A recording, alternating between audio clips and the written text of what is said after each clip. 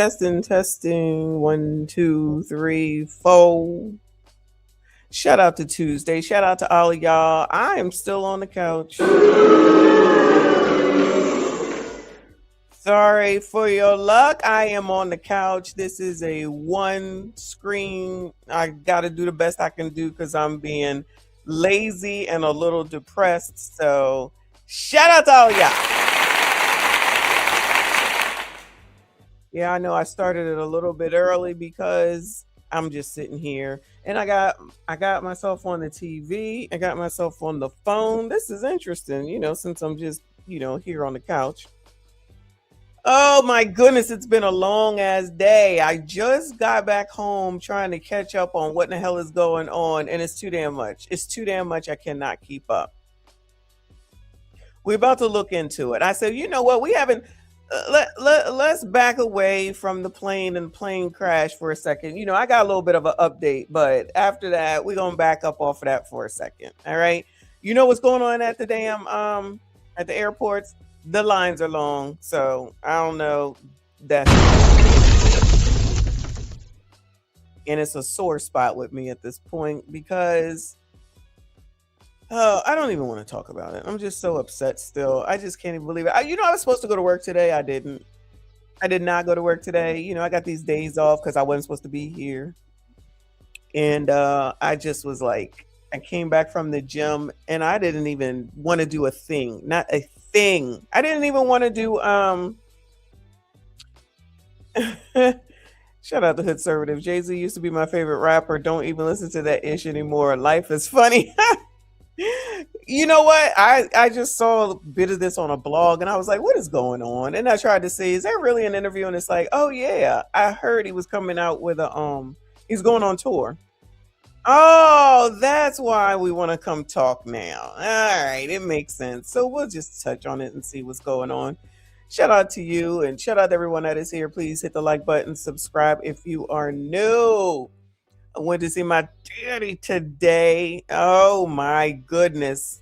Child, if you don't want to know things about your parents, please don't have their friends come over and start running off at the mouth. Let me tell you something. The elders don't give a damn. Let me tell y'all something. The elders do not give a damn. So shit, I'm elder. I'm 54. An elder, right?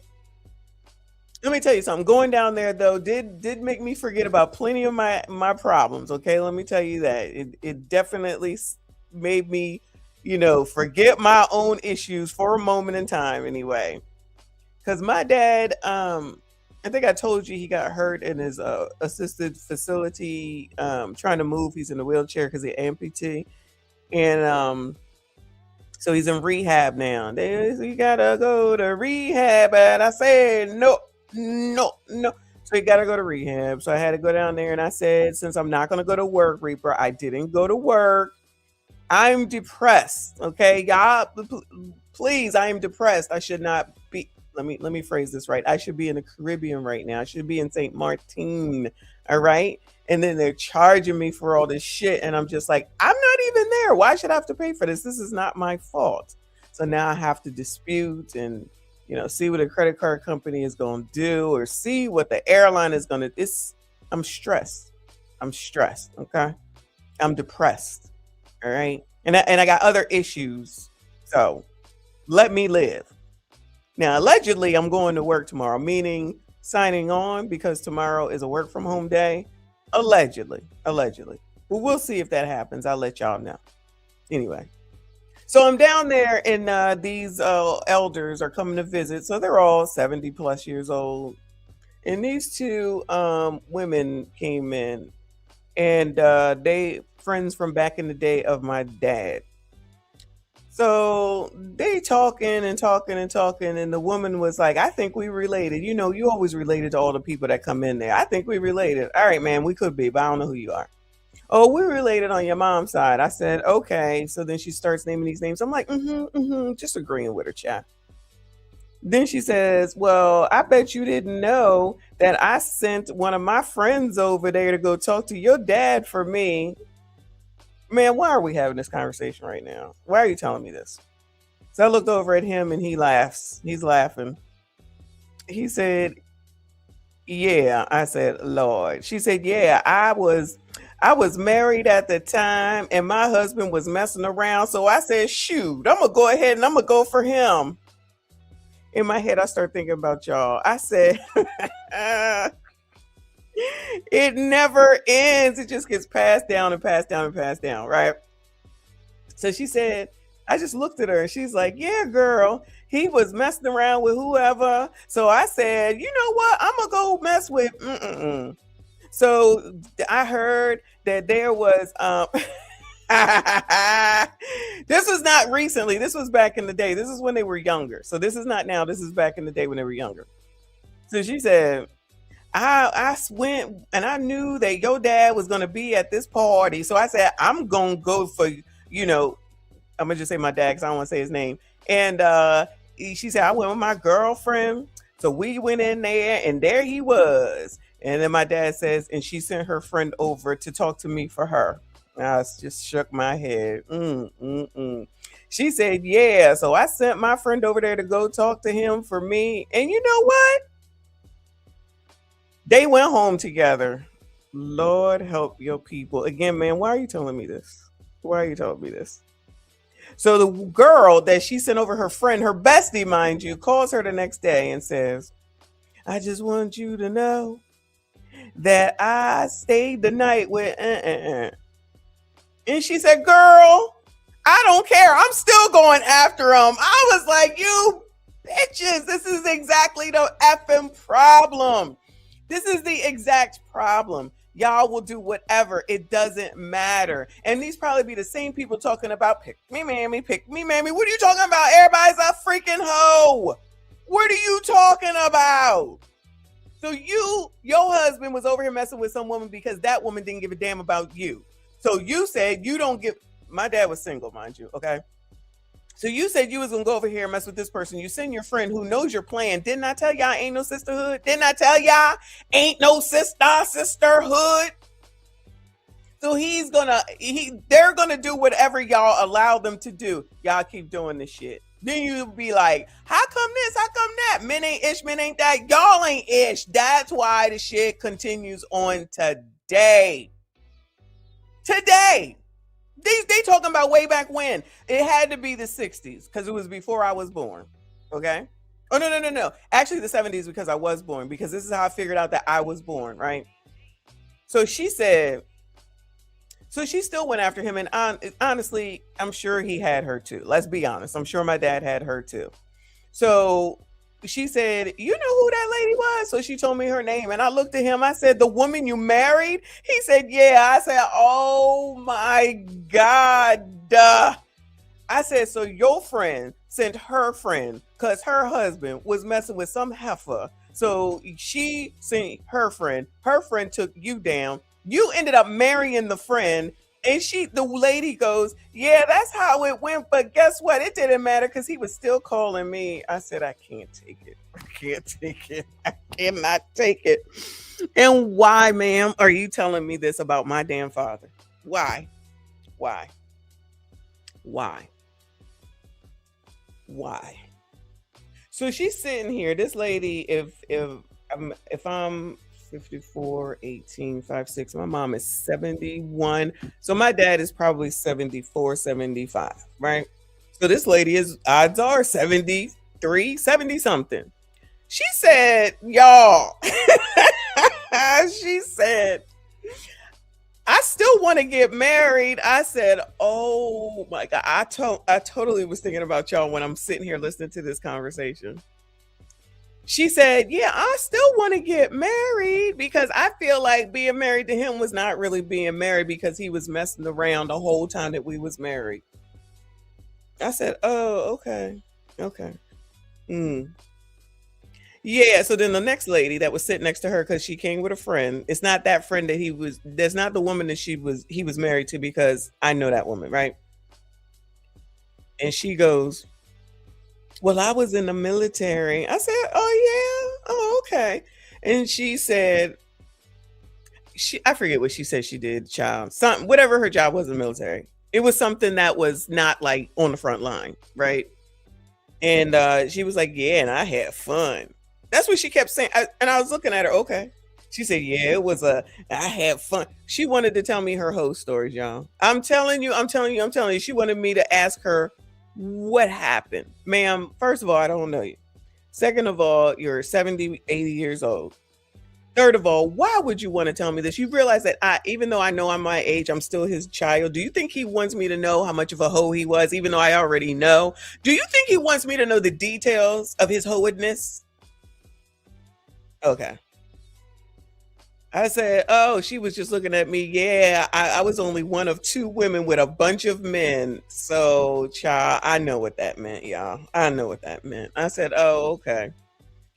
The other lady was like, I wasn't in the military, but there's a lot of military. Well, y'all know I'm from Annapolis, so it's a military town. There's a lot of people in the Navy, and there's an Army base. I can't think of what it's called right now. So yeah, there's a lot of military men down there, which I love the military. Y'all already know I love military, love a man in uniform, all that. Okay. I said, yeah, okay. So eventually they left, and I just looked at him. I said, what is going on? I said, why do they want to tell me their whole stories?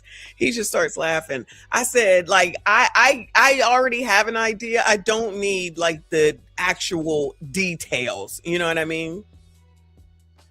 So what happens next? One of his pimp daddy friends comes in. Okay, he gives like when you're in a facility. First of all, you get interrupted just like in the hospital with nurses and food and cleaning, blood pressure, medicine. You cannot rest when you're in the hospital, yeah. If you've ever been in, you cannot rest. Fort Meade, it's Fort Meade. Thank you, Lawrence. So Scat Daddy came in here and he looked just like Scat Daddy. Okay, he had cornrows in his hair, gray as all get out, with a suit that I guess he thought he was pimping in, but it looked like it probably came from the 80s, right? Shout out to Generation X. He got to be in his 70s, 80s. He coming sitting in there. He eyeing me up and down. Sir, you see my father here. I see you looking at me. Get it together, right? He was like, oh, so where do you work? And where are you from? And all these questions. And then finally he starts talking about Messy's dad. You remember that time that you tried to get me to marry that woman? I perked up. I said, what? My dad started laughing. I said, well, how does my dad tell you to marry a woman, right? What is going on? He said, ha, ha, ha, ha. There was a time that your dad came to me and he said, there's this woman that wants to travel. Travel? Y'all know I was thinking about y'all this whole time, all day. At least it took my mind off my issues, right? So he said, you remember that time? And my dad shakes his head. Yes. I said, oh my God. I said, what are you, a PIMP? What is going on? How do you tell this man that he's going to marry some woman? And he goes, he did. And I was going to do it. I said, what? I said, well, is it a woman that you were seeing? He said, yeah, but she wanted to travel. So he said, I'm going to go ahead and I'm going to tell him to marry her because he in the military too. So he can go ahead and marry her and then she can go travel. Oh my God, right? So the dude was like, yeah, she's a good looking girl. And I went down there and I was about to get the license and everything. And then I thought, wait a minute, why I'm marrying her? I said, oh, you had a moment of thinking? And he said, yeah, I was like, she was a nice girl and everything, but why he want me to marry her? Probably because there was some other woman that he was interested in and he wanted to get her off his hands or something. I don't know. He was like, I just said, no, I can't do it and ended up not doing it. He was like, she was a nice girl. He said her first name, y'all. He said her first name. I said, not this is the last name. He said, yes. I said, that's my damn mother, y'all. I said, what the fuck? He said the first name and I said the last name. He said, yeah, you know her? That's my mother. I turned around to my father. I said, what is wrong with you? What are you doing? What is going on? What is this? I said, I have learned too much about you today. I'm leaving. Oh my, you try to pit my mom. I said, you know I'm telling. He's just laughing. I was like, oh my God. The dude is like, well, she knows. I said, she ain't never tell me and I'm pretty sure. Well, why didn't you marry my mother? He said, I don't know. I just didn't want to get married. He said, I don't know. I was like, oh my God. I said, this was what's wrong with you. I said, this is why y'all ass had to go into the military because you was a mess. He said, yeah, I was a mess in these streets. He said, I admit it. He said, I admit it. I said, I already knew, but I know it was this bad. I said, these biatches just allow you to do any old thing, clearly. He's like, well, I was like, oh my God. I said, now my whole childhood is ruined. Who the hell are my parents? My parents, right? So I said, after that, really, I just said, I got to go before another person comes in here to visit you and they piss me the entire F off. I said, I don't need to hear your hoe stories, right? I already know he's a hoe. 1, he's in the military. 2, he's tall. 3, he's handsome. 4, he has money. 5, he's a very generous man, okay? I know every single time I ever saw him, it was a different woman every single time. I'm not slow, all right? He got married once and they wasn't even married for 24 months. And he said, I will never get married again. And I'm like, I've heard it all before. I know. So I get in the car and the first thing I do is I call my mom. I said, do you know what the dude gave me his card? Now, why this man giving me his card? Sir, I'm not calling you. Okay, please understand and know I'm not calling you. He's like, oh, you can use this to let your mom know my name. Sir. Okay. So I said, do you know such and such?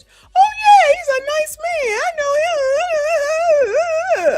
Oh, really? Girl, really? I said, he said that he was going to marry you. She starts backing up. She said, what? I said, yeah, he said that my dad told him to go marry you because you wanted to travel. She starts backing up. She said, I don't know nothing about that, but I wasn't going to marry him. He was on his way to go to get paperwork to marry you, he said. So it sounded like you knew. He said, yeah, no, I wasn't married. She said, no, I wasn't marrying him. I said, what the F? She said, but that's a funny story. So I told her the story. She laughed the whole time because she ended up marrying military. You know, my stepfather who just died, rest in peace to him. And then she starts telling me about how when we lived in Guam, you could just hop a military plane, jet or something to take your ass to the Philippines. And she used to do that. I had no idea. I don't know where the hell I was. Me, my baby sister, and my stepsister. We just home or we with whoever. She jet setting it off with all the other wives from the, I don't know what the station is called in Guam, but they jetting their asses on over to the Philippines and shit. You ain't take me? No. We had a good time. I was like, Lord. She said they was just out there flitting around, 20 some odd, 30 some, not even 30 years old. Anybody could have snatched them the hell up. I said, wow. I said, wasn't no Ubers, wasn't no cell phones where you could give your locations, wasn't no air, what is it called? AirPods. None of that. I don't know what it's called. I don't remember, but whatever. There's only one military base in Guam because it's not even that big. But we used to live there. But y'all, a mess. Listen, I learned enough today, Uncle Rick. I've learned enough today. All right. I'm gonna just leave it at that. It's too much. But it definitely took my mind off of my issues for a moment for the afternoon. And I'm like, I'm not coming back anytime soon. So child, you better stay healthy because I can't take it. And I'm not gonna be out here with your funky ass friends with your funky ass stories because I'm already mad. It's too much. Catching hops. Is that what it is? Maybe that's what it is. I don't know. Clearly I was in my place, but they wanted to share their stories. I knew nothing about none of this. Why do they want to tell me these stories? Why? They so badly wanted to share all their whole stories. Like, y'all, come on now. Just give me a break. But it did make for an interesting day. So that's where I've been. And now I'm back on the couch with y'all. I don't even feel like sitting up there in that chair with the damn computer that's going to mess up. So anyway, so that's that. Child, let's get into this mess so I can go on and y'all can go on. I don't even know if there's anything to top after that. I'm sorry. Let me get back to Celine. Thank you, boo. She said, I always like I always like to be with a tall white man. There is nothing like it. I'm sure. I have no doubt. So shout out to you. Tall men are fine, but it doesn't matter to me. All that height and shit, because whatever. People always say you're the same size when you're in the bed. Yeah, that's true. So who gives a shit? But to each his own, is each his own. Anyway, y'all, let me give y'all an idea of what in the hell is going on around here. Shout out to Reaper, because, child, there is an explosion, and I'm not sure where this is at, but it's an oil field, whatever.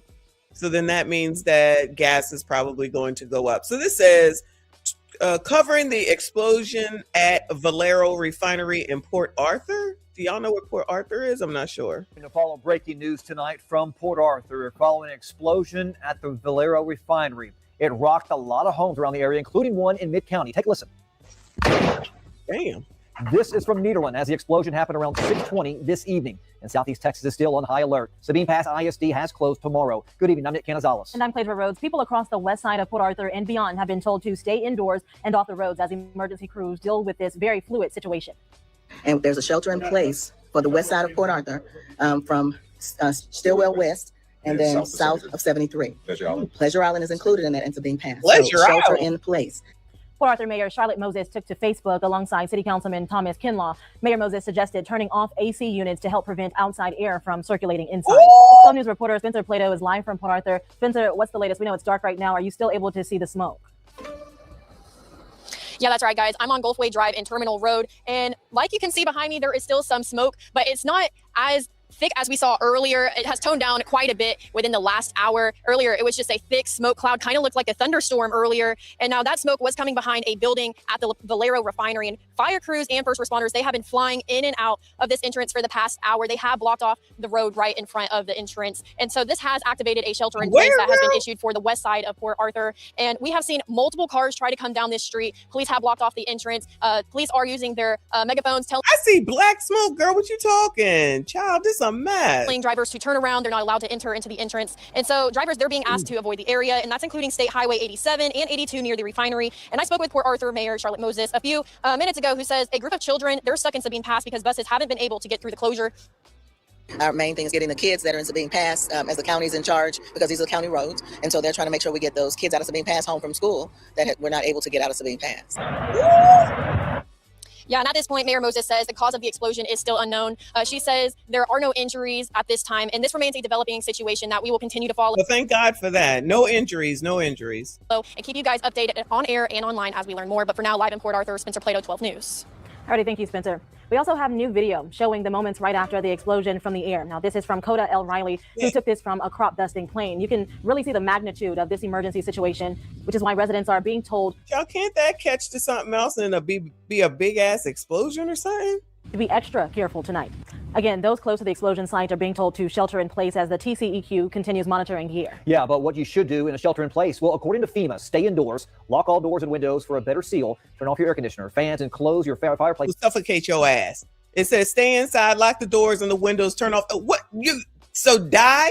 Close the fireplace damper, duct tape gaps and seals, and listen for emergency instructions. Good luck to y'all down in Texas. Prayers to those down in Texas near wherever the hell they said this was, because now y'all got to suffocate and die. Damper or any other place in your home that lets air in from the outside. Be sure to use duct tape on any gaps around windows and doors, and listen for updated alerts and instructions from emergency crews. Now, this explosion happened just after 6 p.m., right as people in the area were getting off of work and picking up their kids and heading home for the day. Yeah, several of you reached out to us to tell us what your experience was, like Isis Mayorga, who was at home getting ready to meet her friends when she thought a tree fell on her house. All of a sudden, it's just like I hear like a big, like loud thumping sound. Honestly, I thought it was just like a tree falling down on my house. And all of a sudden, I just get a knock on my door. It's my aunt telling me, she's like, did you see what happened? She felt like the floor was shaking. So it was really, really crazy. Not only did Port Arthur residents feel the impact, now, are y'all legal? But also a business inside Central Mall. Owner of Guasa Foods, Ingrid Ramirez, says she and her staff were frightened to find out what happened. We were working in a child, are y'all legal? felt like something had fallen, and we all turned to each other and nothing had fallen. About 5 minutes passed, and they had called my cashier, and it was her mother crying, saying it was an explosion at the plant, and we were all shocked. Valero has confirmed to 12 News that all workers were accounted for, and again, no injuries were reported. Meanwhile, local politicians are also reacting to this major event. Yeah, this includes State Representative and Beaumont native Dave Phelan, who took to Facebook this evening. He said in part that he is, quote, grateful that... Way to take the Facebook, you jackass. Come out and say something in front of some damn body. I'm telling you, they be phoning it in, y'all. Oh, let me get to Twitter. They made a statement on Twitter. Brave first responders are on the scene swiftly. Please follow official guidance. My office is monitoring closely and we'll share updates as we learn more. Meanwhile, at-large Councilman A.J. Turner also took to Facebook tonight, saying this is a reminder for the community to take a closer look at our industrial agreements. Y'all F them, because then they're going to start talking about the American people, and you know how I feel about that. Y'all already know how I feel about that. These people is getting on my damn nerves. We moving on. I can't take it. Moving on. Where are we going? Let's get an update on the damn the plane crash. Fatal plane crash at LaGuardia. Oh, they got a view of it now. Oh, Lord. Viewer discretion is advised, y'all. Viewer discretion is advised. The latest on the terrifying deadly collision of a passenger jet and a fire truck at LaGuardia Airport here in New York City. The NTSB investigation is now underway, and we're learning new details about the moments before the crash and the lives lost in this horrific accident. Tonight, new video posted on X showing the terrifying moment an Air Canada flight slams into a fire truck at New York's LaGuardia Airport. A passenger recording just before the crash and the lives lost in this horrific accident. Tonight, new video posted on X showing the terrifying moment an Air Canada flight slams into a fire truck at New York's LaGuardia Airport. Let's slow that down. I'm sorry. We got to slow that down. That's crazy. Come on now. Wow. It's about the moments before the crash. Yeah, Deborah, slow and it the down. lives lost in this horrific accident. Tonight, new video posted on X showing the terrifying moment an Air Canada flight slams into a fire truck at New York's LaGuardia Airport. It's like the plane came up upon top of the fire truck or something. I don't know. Air Canada flight slams into a fire truck at New York's LaGuardia Airport. I tell you what, those firefighters, woo, praise the Lord. They best. A passenger recording just moments after escaping the plane, others still filing out as the nose of the plane tips up. An Air Canada Express flight from Montreal colliding with a fire truck on the runway. Stop, truck one, stop. Stop, truck one, stop. The crash killing the pilot and co-pilot. There was an aviation disaster, the likes of which we have not seen here in over 3 decades. This was a high impact crash. We're talking likely over 100 miles per hour. And one of the flight attendants had her back towards the cockpit because she was sitting in the jump seat. The force of this crash ejected her from the aircraft. That flight attendant among the more than 41 of the 76 people on board. We're going to need to hear from her. We need to talk to her. And 2 in that fire truck hospitalized. The crash fueling fresh flying fears. We are at a breaking point, and now you add on top of a government shutdown, chaos at the airports, and that only adds one more layer of stress to an already stressed out system. Coming after thousands of TSA agents calling out from work Saturday. And after the tragic collision, LaGuardia, one of the nation's busiest airports, closing down immediately, further complicating travel in the New York area. LaGuardia, one of the nation's busiest airports, closing down immediately. The FAA issuing a ground stop for all planes headed there. Over a dozen redirected to surrounding airports. LaGuardia Airport is closed at this time. No aircraft in or out. LaGuardia reopening with just one runway after a 14-hour shutdown. Before it was struck, the fire truck, a part of a fleet responding to a call for another plane reporting an unusual odor. Is this? I know that they're in touch with Canada, of course. So is this their fault? I guess it's not their fault. But why are they playing so cheap? Allegedly, I could be wrong. But that thing just fell apart from that fire truck. Child, this is crazy. There was a lot going on at the time of this accident. So it was rainy, visibility was not great, there was fog, there was a United aircraft that had an emergency, so the fire crew was looking to get across the runway quickly to help United. The vehicle, I have a vehicle, just hold position. I know you can't move. The vehicle's responding to you now. The plane's nose in shreds, hanging into the runway below. The mingled fire truck on its side in the grass, surrounded by debris. All of a sudden, boom, woke up in shock, just didn't know what to do. People were just in shock, like people were like caving in, just heard a loud bang, and then everyone's like freaking out, not knowing what to do. Moments before the crash, the truck asking for permission to cross a runway. Truck 1 and Company, LaGuardia Tower requesting to cross 4 at Delta. Truck 1 and Company, cross 4 at Delta. Truck 1 and Company crossing 4 at Delta. But soon after, telling the truck to stop. Stop, Truck 1. Stop. Stop, Truck 1. Stop. That warning apparently coming too late. The air traffic controller shortly after heard talking to a Frontier pilot who witnessed the collision. Frontier 4195, I got the word that we're going to be closed for a little while. If you want to prepare to return to the ramp, let me know. Yeah, we got stuff in progress for that, man. That wasn't good to watch. Yeah, I know I was here. I tried to reach out to my stuff. We were dealing with an emergency earlier. No, man, you did the best you could. NTSB now. Now, don't forget that we did learn that it wasn't only one air traffic controller. There was more than one air traffic controller. All right, I gotta make sure I get these words straight. So, oh, you already hear it in his voice. He definitely getting fired. Now deep into investigating how this could have happened. Clearly human error. Somebody made a mistake in clearing the fire truck across the runway. But why did that mistake happen? That's what the FAA needs to figure out. Was somebody distracted when they shouldn't have been distracted? Was the United emergency flight? He's saying the same thing that I'm saying. Didn't I say that? Don't let there be a phone. Don't let there be a phone come into play. Yeah. That's what the FAA needs to figure out. Was somebody distracted when they shouldn't have been distracted? Was the United emergency flight distracting the crew in the tower? It takes months, sometimes up to a year before we get the findings. Ooh, are they trying to say that somebody was distracted in the tower? I was thinking somebody was distracted in the truck because like RBN keeps saying, child, you didn't look left, right, left, because that's how you're supposed to look before you cross the street. Left, right, left. It's left, right, isn't it? Yes, left to the side that they would hit you first, right, left is how you're supposed to look before you cross the street. You couldn't hear it either? I don't know, yeah, I don't know. Mistake happened. That's what the FAA needs to figure out. Was somebody distracted when they shouldn't have been distracted? Was the United emergency flight distracting the crew in the tower? It takes months, sometimes up to a year before we get the findings of that investigation. I want New Yorkers to know that the National Transportation Safety Board is investigating the cause of this accident and that we will not rest until the conclusion of that investigation. Of course, we'll continue to follow the latest on the investigation into the. All right, thanks, Deborah. We appreciate you. All right, so that is the update.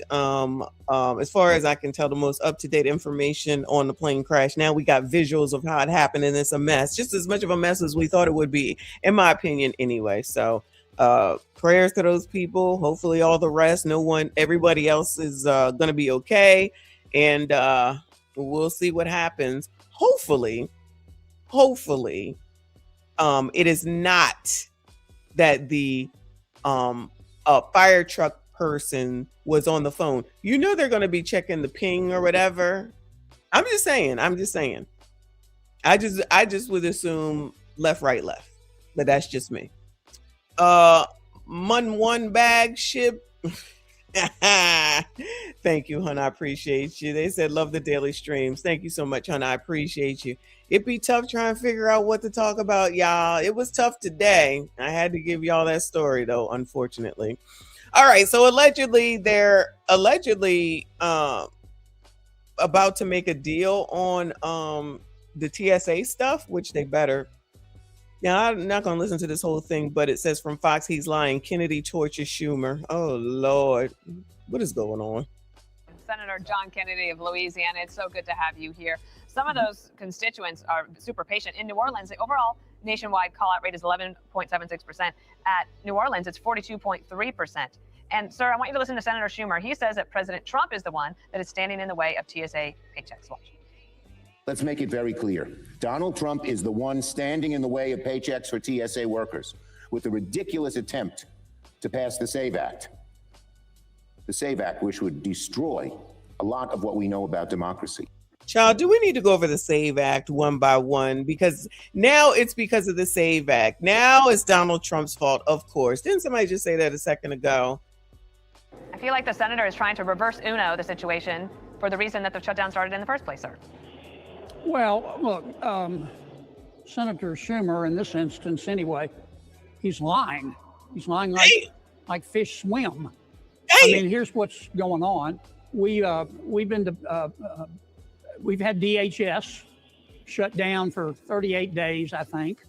The Democrats at one point voted to fund DHS, and then they backtracked. We've been debating the SAVE Act for, 10 days, I guess. We're stuck. I'm a big believer that when you're stuck, You ought to try to plow around the stump, not through it. So Senator Cruz and I, a few days ago, came up with a two-step process to solve both problems. Step one, we would open up everything at DHS except ICE, including TSA, which the Democrats have already agreed to, and then we would fund ICE through reconciliation, which we could do only with Republican votes. We wouldn't need any Democratic votes. I don't speak for Senator Cruz on this part of it, but I also have suggested that we use the reconciliation process with only Republican votes to pass the SAVE Act. Now, we pitched this to Senator Thune a couple of days ago. He pitched it to President Trump. President Trump, as you know from his tweets, said no. But I talked to Senator Thune last night, and he says the president has reconsidered and may be on board. I don't know. All right. I don't know for sure. That's a bit of a stem winder. We'll try and nail it down because all the reporting suggested last night that there was a breakthrough. A, was there a breakthrough? And B, if you're going to put reconciliation as simple majority vote, but the rules in the Senate still have to say, okay, you're allowed to vote on this piece of legislation under the rules of the Senate as they fit reconciliation. Can you do that for ICE? And can you do that for the Save America Act with a simple 51 votes? I think we can clearly do it for ICE. Doing it for the SAVE Act is a closer question. And look, the Senate has a lot of lawyers, Bill, and on both sides, and they're all good lawyers. They're all astonished. All right. So in other words, ain't no solutions yet, and that's that. Now I feel like we got the gist of it. They still talking. They ain't coming together yet. Ain't nothing been resolved. It's the SAVE Act in one breath, and then it's DHS, Homeland Security agents in the next. So we'll see. All right, that's enough. Because he do sound like Foghorn Leghorn. That's funny. That's funny. Wall Street Tech. Foghorn Leghorn. Sometimes people call him Foghorn Leghorn or Foghorn Leghorn. I call him Foghorn Leghorn. Shout out to Generation X. Y'all, you know I've changed the other channel to a Generation X channel. I'm going to start putting stuff on it for Generation X starting in April. So make sure that y'all are subscribed. I appreciate you. Moving on, child. Moving on. We're going to do Crime is Down. I'm sorry. We're going to do Your Rent is Due this month. But in advance of that, this says judge strikes down New York state law banning housing vouchers.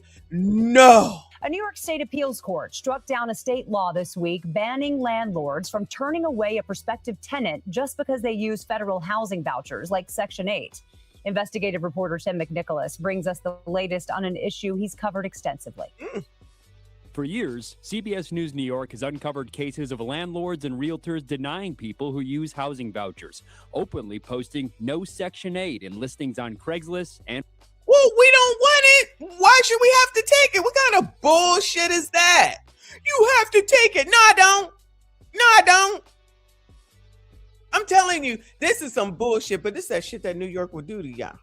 Places like New York and California and Chicago. You have to take it or else you're discriminated. No, I'm not. What if I don't want to deal with the government? It might not even have nothing to do with the daggone people, even though most of the time it does, child. But what if I don't want to deal with the government and y'all telling me what shit need to look like and y'all telling me how much I need to take and y'all telling me what you gonna do and y'all telling me this and y'all telling me that? What if I don't want to listen to y'all? I've taken Section 8. They will say, no, you charging too much. They will say, no, you got to fix this, you got to fix that. Well, what if I don't want to fix it? It's not even detrimental. Stuff like the, and you should fix it, okay? But I'm just letting you know. They will say that if there's a crack in the cover that covers the light switch or the plugs, you got to fix it. Knobs, you got to fix them. I mean, technically you should, of course, but is it a major thing? Absolutely not.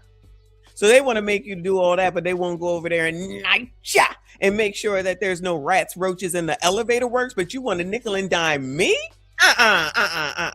That's why I said, no, I'm done with it. Once I was done with it, I was done with it. Now, it's nice. It's great to always get the money. You always get the money from the government side. You still might not get the money from the funky ass tenant because they just a pain in the ass at all times. Then they treat your house like shit because they don't own shit, ain't never owned shit, and don't know nothing about owning shit. So then once they leave out, you got to take all that money that you made and put it back into making it better for the next person to go and do the same thing. See, people don't think about that part. And these governments don't give us money for shit like that. They just give money to those people. Poors, fake poors. If y'all learn how to clean shit up and you didn't destroy shit, we would have no problem with renting to ya if you on a housing voucher. But again, the funny part is that, oh, y'all want to say all this and you got looking like shit on a shingle, okay? McNicholas brings us the latest on an issue he's covered extensively. For years, CBS News New York has uncovered cases of landlords and realtors denying people who use housing vouchers, openly posting no Section 8 in listings on Craigslist and beyond. Paris Dickey is a realtor who works primarily with people who use vouchers. Now you have kind of like... Child, he looked like somebody y'all shouldn't even be working with, but I digress. Allegedly. The legal precedent that's coming down. And he's worried how a new court ruling will affect his clients. Now you're going to have landlords that are just like, oh, I don't want these people in my building. You know, check off every protected class, and that's the reason why they don't want these people there. So I see it's going to be a huge challenge. A state appeals court ruled Thursday that the state law banning Section 8 discrimination violates the Fourth Amendment. The judges wrote that under the law, landlords are now forced to consent to governmental searches of their rental properties and records. Small Property Owners of New York, or SPONY, supports the decision. The judges recognized that it was an infringement on property rights, and we support property rights, as small property owners. So we were, glad to see that the courts saw it that way as well. 2023, CBS News New York Investigates scheduled an apartment showing in Brooklyn to reveal how realtors turn people away. Would they accept some of our vouchers? Vouchers are a tricky subject with landlords. What my broker said is, not right now, unfortunately, but maybe in the future. That is not discrimination. We're saying that we don't want to take money from the government, and now that's discrimination. So they want to try to turn around and say that you don't want to take it from those people. It's not coming from those people. It's coming from the government. Child, who are these lawyers? Let me go talk. The money is coming mainly from the government. We don't want to deal with ya. So now we have to be Guess what? Child, give me your money for the application fee. Child, you're not going to pay it anyway. I will take your money for the application fee, and then I will just decline you because your credit's going to be shit. You're not going to have enough money for the first month and the last month's rent. Fine. I'll take your $50 for running a credit check on your ass. Oh, do you have to do a credit check? Yes. Do I have to pay this for every adult in the house? Yes. I'll just accept it because they're not going to be able to go through the process anyway. This is how I would get them. Not that I said that I didn't take it. I did accept it, but I would, as soon as you tell them what the fees are, they don't want to do it. They don't want to go through with it. Well, if I go and give you another $50, mine was $35. If I give you another $50 and I go someplace else and I'm gonna have to give them $50. I said, yep, that's how it works. Like, I don't know what you want from me, so I should have to pay in order to pull your credit? No, that's not how that works. They'd be like, I have to think about it. All right, you go think. See you when I see you or not. It don't matter to me. So honestly, you could still get declined or whatever. You really don't have to come out and say it. But I don't like the fact that they're trying to say that you have to accept it. So just because then it sounds like they're saying you have to take them. I will take your money to apply. Sign your name on the dotted line, fill out your ish, and make sure that you give me the fee in order to pull your credit. I'm telling you, they never wanted to do that. They was always whine and complain. It's not fair. This is the reason why I don't want to rent from you or want you to rent from me. Other landlords might be open to it. Landlords have long complained about the inspections and paperwork required when accepting Section 8 tenants. Voucher holders, on the other hand, tell CBS News New York they're worried Thursday's ruling could open the door for more discrimination. I don't agree with that. And I feel like maybe the decision will put the burden where it should be, which is on the HUD to make sure that the program is working. The Thursday ruling stems from a lawsuit Attorney General Letitia James filed against an upstate landlord. She can appeal to a higher court, and her office says she is considering their options. Jessica. It sounds like What the hell Letitia James filing a lawsuit for? Appeal to a higher court, and her office says she is considering their options. Jessica. It sounds like a really tricky story to cover. I'm wondering, because of the nature of New York City, how does it impact rentals here? So it's a great question. City Hall says they're still looking into that. But one important thing to note is that the city does have its own separate law banning voucher discrimination in New York City. Okay. Thank you, Tim. Voucher. A New York State appeals court struck down voucher discrimination. Voucher discrimination. Child, y'all allow these people to make shit up. Let me tell y'all something. You can get them to make up whatever the hell it is that you want. You still cannot afford the shit, so you're not going to get the place anyway. So go ahead and scrape the money together to pay them damn application fees and get denied, and then you're going to be mad. And then, God forbid, y'all, excuse me, God forbid, because people are crazy, they'll come back and they'll beat your ass or delete you and say it's because you got rid of us. See, these people don't be thinking about that. These people don't be thinking along those lines. They too busy trying to be equal. You're not equal. You cannot afford it. That's why you're on assistance to begin with. So we don't have to accept it, because we not only deal with your ass, we also deal with the government. Okay? That's exactly what we would do. Okay? That's exactly what we would do. And then if they paid it, they just thought that if they paid it, that they were going to get it. Do you see all these people coming in here for this open house? You're guaranteed nothing, but they want it to be guaranteed. Again, another indicator that you can't afford it. So I'm supposed to slide your ass on up in here. Shout out to Red Pill Crip. So I'm supposed to slide your ass on in here, knowing you can't afford the shit, even your portion. And then I'm going to think that you're going to take care of my shit that I know look good, which is why you want it. And plus, no one else is accepting it. If you accept Section 8 and you on the list, trust me, you're going to get call after call. Your phone will not stop ringing. Your phone will not stop ringing. Then if you got someplace decent, they're going to hound y'all's asses. All right? Just letting you know. Just letting you know. But anyway, yeah, I think that's some bullshit. They just coming up with anything to just say everything is freaking discrimination. Ain't no fucking discrimination. I have the right to say who can live in my shit. That's my shit at the end of the day. And if I don't want your ass in my shit, then your ass ain't coming in my shit. That's it. That's all. Moving on, child. Moving on. Let's see what these crazy ass liberals are talking about.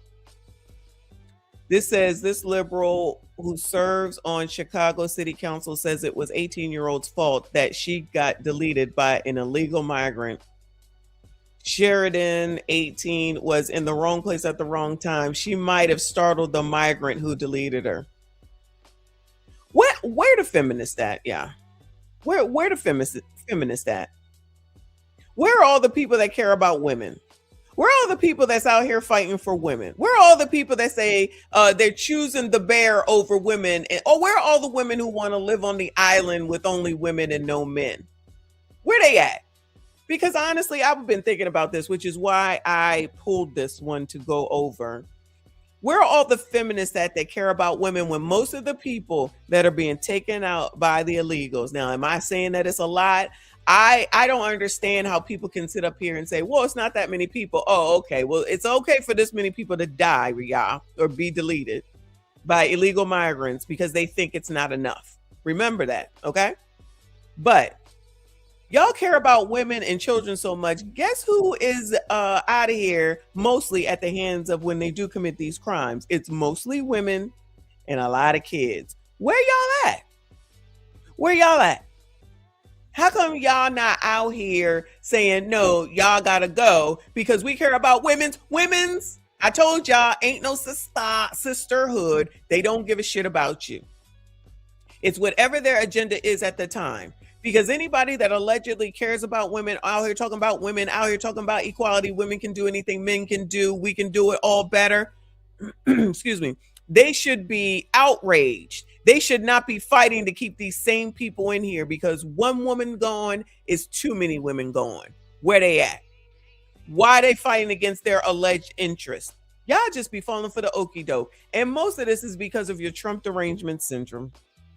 That you're willing to allow these little girls, young girls, females, and kids to be taken on the hell on up out of here. Oh, well, it's not a high number because I've actually heard someone say those words to me. It's not a high number. So let's just let people who shouldn't be here, that are here illegally, take out any number because it's not a high number, and that's a reason to keep them here.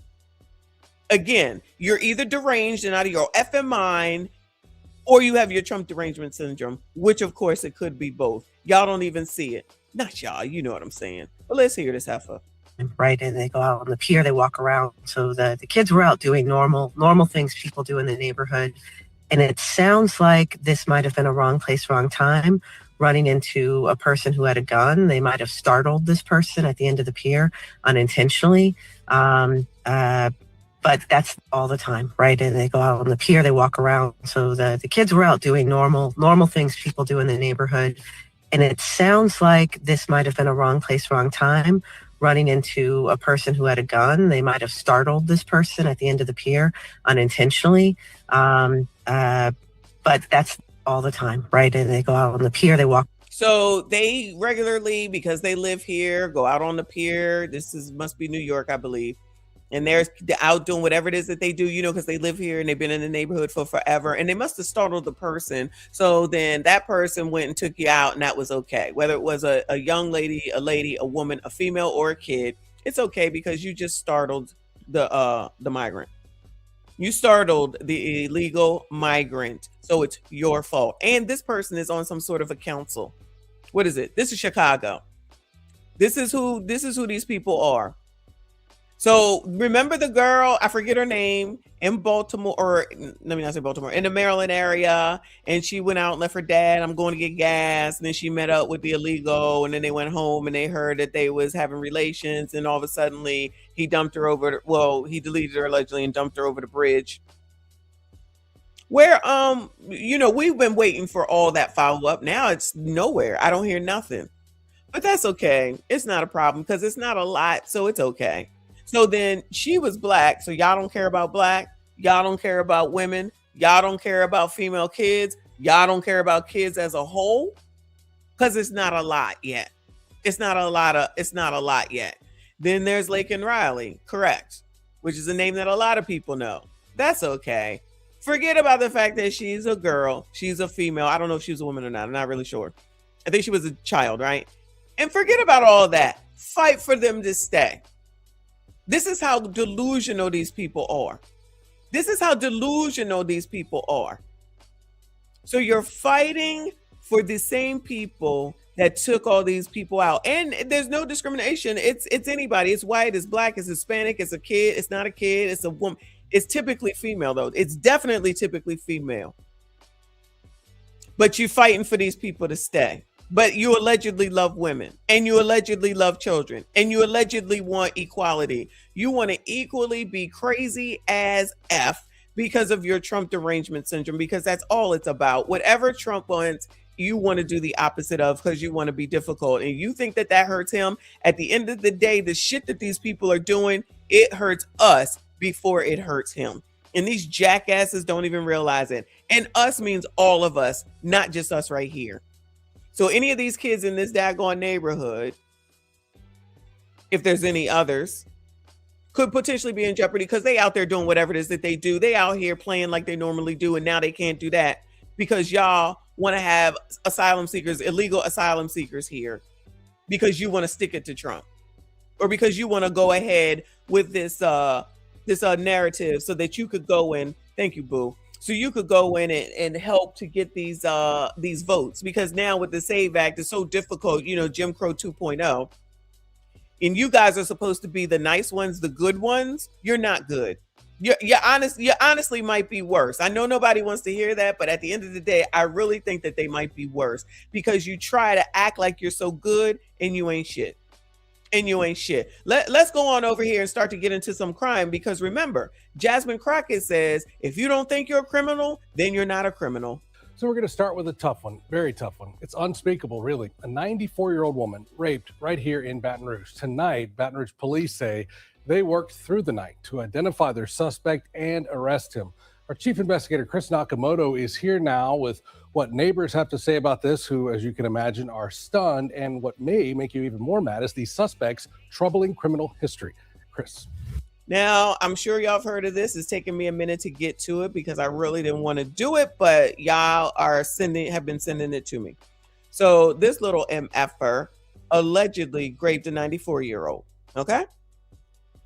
And probably because of Democrats, liberals, progressives, take your pick, this little MFer didn't have to be taken to jail, juvie, or anything like that. He was out to do whatever the hell it is that he wants to. And what may make you even more mad is the suspect's troubling criminal history. Chris. Good evening, Greg. Jeremiah Taylor is no stranger to law enforcement. In fact, he was just released from jail in January for a slew of other charges. Tonight, neighbors on East Black Oak Drive near Park Forest and Sherwood Forest are stunned. Jeremiah, did you rape a 94-year-old woman? No. What was that? No. You didn't do that? No. So what is this? I don't know, man. I don't rape no body, man. Wearing handcuffs and only speaking with profanities, 22-year-old Jeremiah Taylor is accused of the unthinkable. 22, child. I thought he was a child. I guess height don't mean nothing. 22. 22. And this is what you get. I'm sure he doesn't think he's a criminal, Jazzy. Handcuffs and only speaking with profanities, 22-year-old Jeremiah Taylor is accused of the unthinkable. Investigators say he raped a 94-year-old woman who lived on this street in Baton Rouge in broad daylight. Neighbors are stunned and say the woman always was outside, tending to her yard, and the neighbors all looked after her. This is horrible. You know, Satan is busy, and it is just bad. Stuff like this don't usually happen around here. And, everybody looks out. That was a sweet woman. It's sad. Nothing like that be happening in the neighborhood, really. That's sad. That's sick. The WAFBI team first to report Taylor's troubled past with arrests for rape.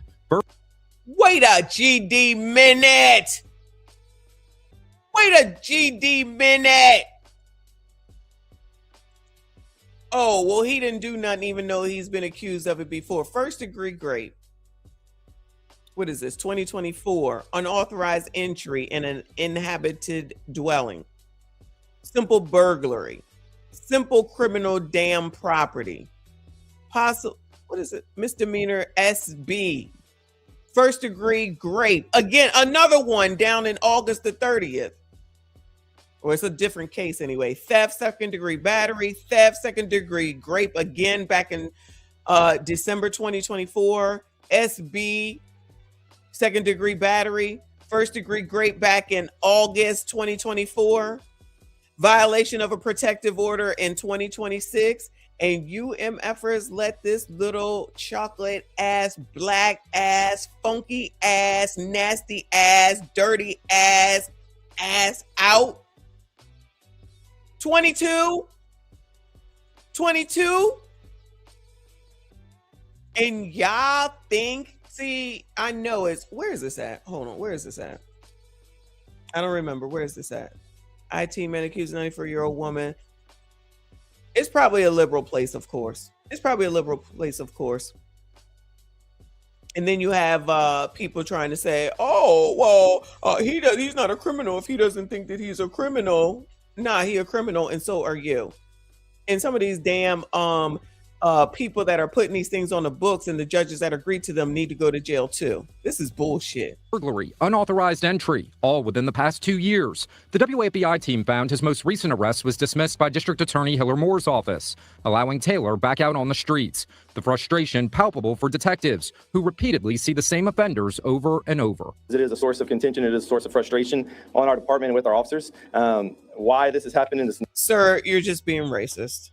Questions that I would love y'all to ask the rest of the judicial system. Following yesterday's rape, detectives worked quickly, putting photos out on Crime Stoppers Friday morning, and the community responded with an incredible amount of tips. Within just minutes of us releasing those photos, public reached out to us and was able to give us information about the location of the suspect.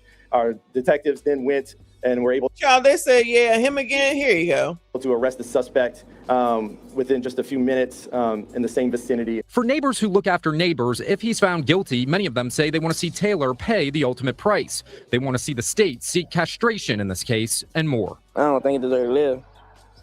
Honestly. That ain't enough. You still can walk around. Elliot ain't even gonna ever be right again after this. You're lucky you didn't catch him. You reap what you sow. Chief Moore says the evidence is overwhelming as this investigation continues. When you're looking at one of the most vulnerable parts of our population, the elderly, to take advantage of them in this way, horrendous. unacceptable. I don't know what word you really use. I'm really dumbfounded to try to explain it. Sources tell the I-Team the victim in this case received some pretty serious injuries, including broken bones during the attack. Taylor Of course you did. is locked up in the East Baton Rouge Parish Jail with no bond this evening. Well, at least that. But somebody will come through and say, not my baby. 22 years old, and this is where you are. There's no such thing as rehabilitation. You can't rehab that. You can't rehab that, in my opinion. So what's the point? Look at the way that he acts. Look at how he looks. Yeah, I said, look at how he looks. I said that. I mean, how many times do you need to be accused and I don't even know if convicted or whatever about freaking grape? So now that woman who's trying to live her last, days now has to be traumatized with broken bones. Trust me when I tell you, as you get older and you have to, if you get an injury, it is not easy. It is not easy to recover from stuff like that. And who thinks that this N-word would freaking come out and act right after this? Child, I know everybody innocent until they're proven guilty, but with that damn record, that ninja is guilty, allegedly. But let's see what else is going on. This is hot off of the press. 2 deceased after an SHOOting in Wilmington. 2 other victims are in critical condition. Shout out to Delaware. Big story on Action News is breaking news. Police in Wilmington say 4 people have been shot, and within the last 10 minutes, we learned 2 of those victims have died. The gunshots ring out in the 600 block of North Adams Street, prompting a massive police presence. Let's get right now to Action News reporter Becca Hendrickson live for us at that scene with the breaking details and this very disturbing update, Becca. It is, Shari. We've learned at this point that 3 male victims were shot, 1 female victim. The 2 victims who passed away are 19 and 21-year-old men. Another adult female and adult male victim were shot as well. I want to get out of the way to show you this. A 19 and 21-year-old in the middle of the day. I'm familiar with Wilmington. This is where, not necessarily on this block, but this is where FDMG Academy is. Wilmington is a hub for people who are running things up and down 95 from Jersey, Pennsylvania, Philly, New York, down to Baltimore, and even Virginia. So a lot of things happen in Wilmington. I'm sure they're not criminals. If they don't think they're criminals, they're not criminals. But what are y'all doing in the middle of the day just having shootouts?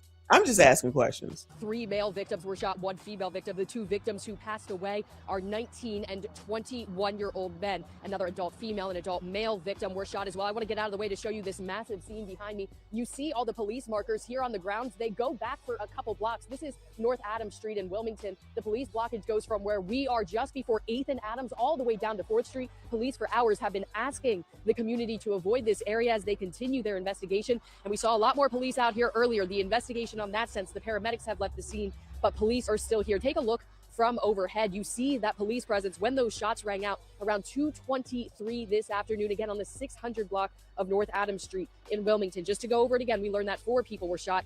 2 of those victims have died, a 19-year-old male and a 21-year-old male. We also learned that the 2 other victims were an adult female and an adult male. Both were taken to the hospital in critical condition. That's the latest update we have on their condition at this point. Police still, of course, back out here live, very active on the scene. More than 30 markers, police markers on the ground there that we've counted going back 2 blocks. We've also seen police going in and out of Adams Market on 7th and Adams.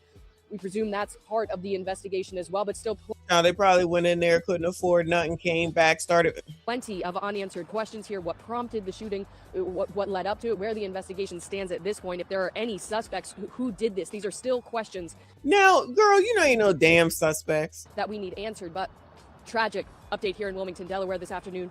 2 people dead, 2 more shot. For now, live here in Wilmington, Becca Hendrickson, Channel 6 Action. Oh, if Dr. Umar had opened that school, maybe this wouldn't have happened because they would have been in school. Allegedly. Well, not them, but maybe they could have gotten a job. The school was open. They would have had a better chance in life, all that type of stuff. But no, he got to take forever. And now the opening has been pushed back to 2027. In case y'all didn't hear, Umar's school opening date has been pushed back to 2027. I'm sure. God willing, if I'm still here and alive, then I will go to the grand opening next year. I was supposed to go last year. I was supposed to go this year. Now it's pushed back to 2027. All right. Dr. Umar's doing big things for the community, y'all. And if you say anything, then you're a hater. Moving on. Now, I didn't think this story was true, y'all. I've been seeing people talk about this mess.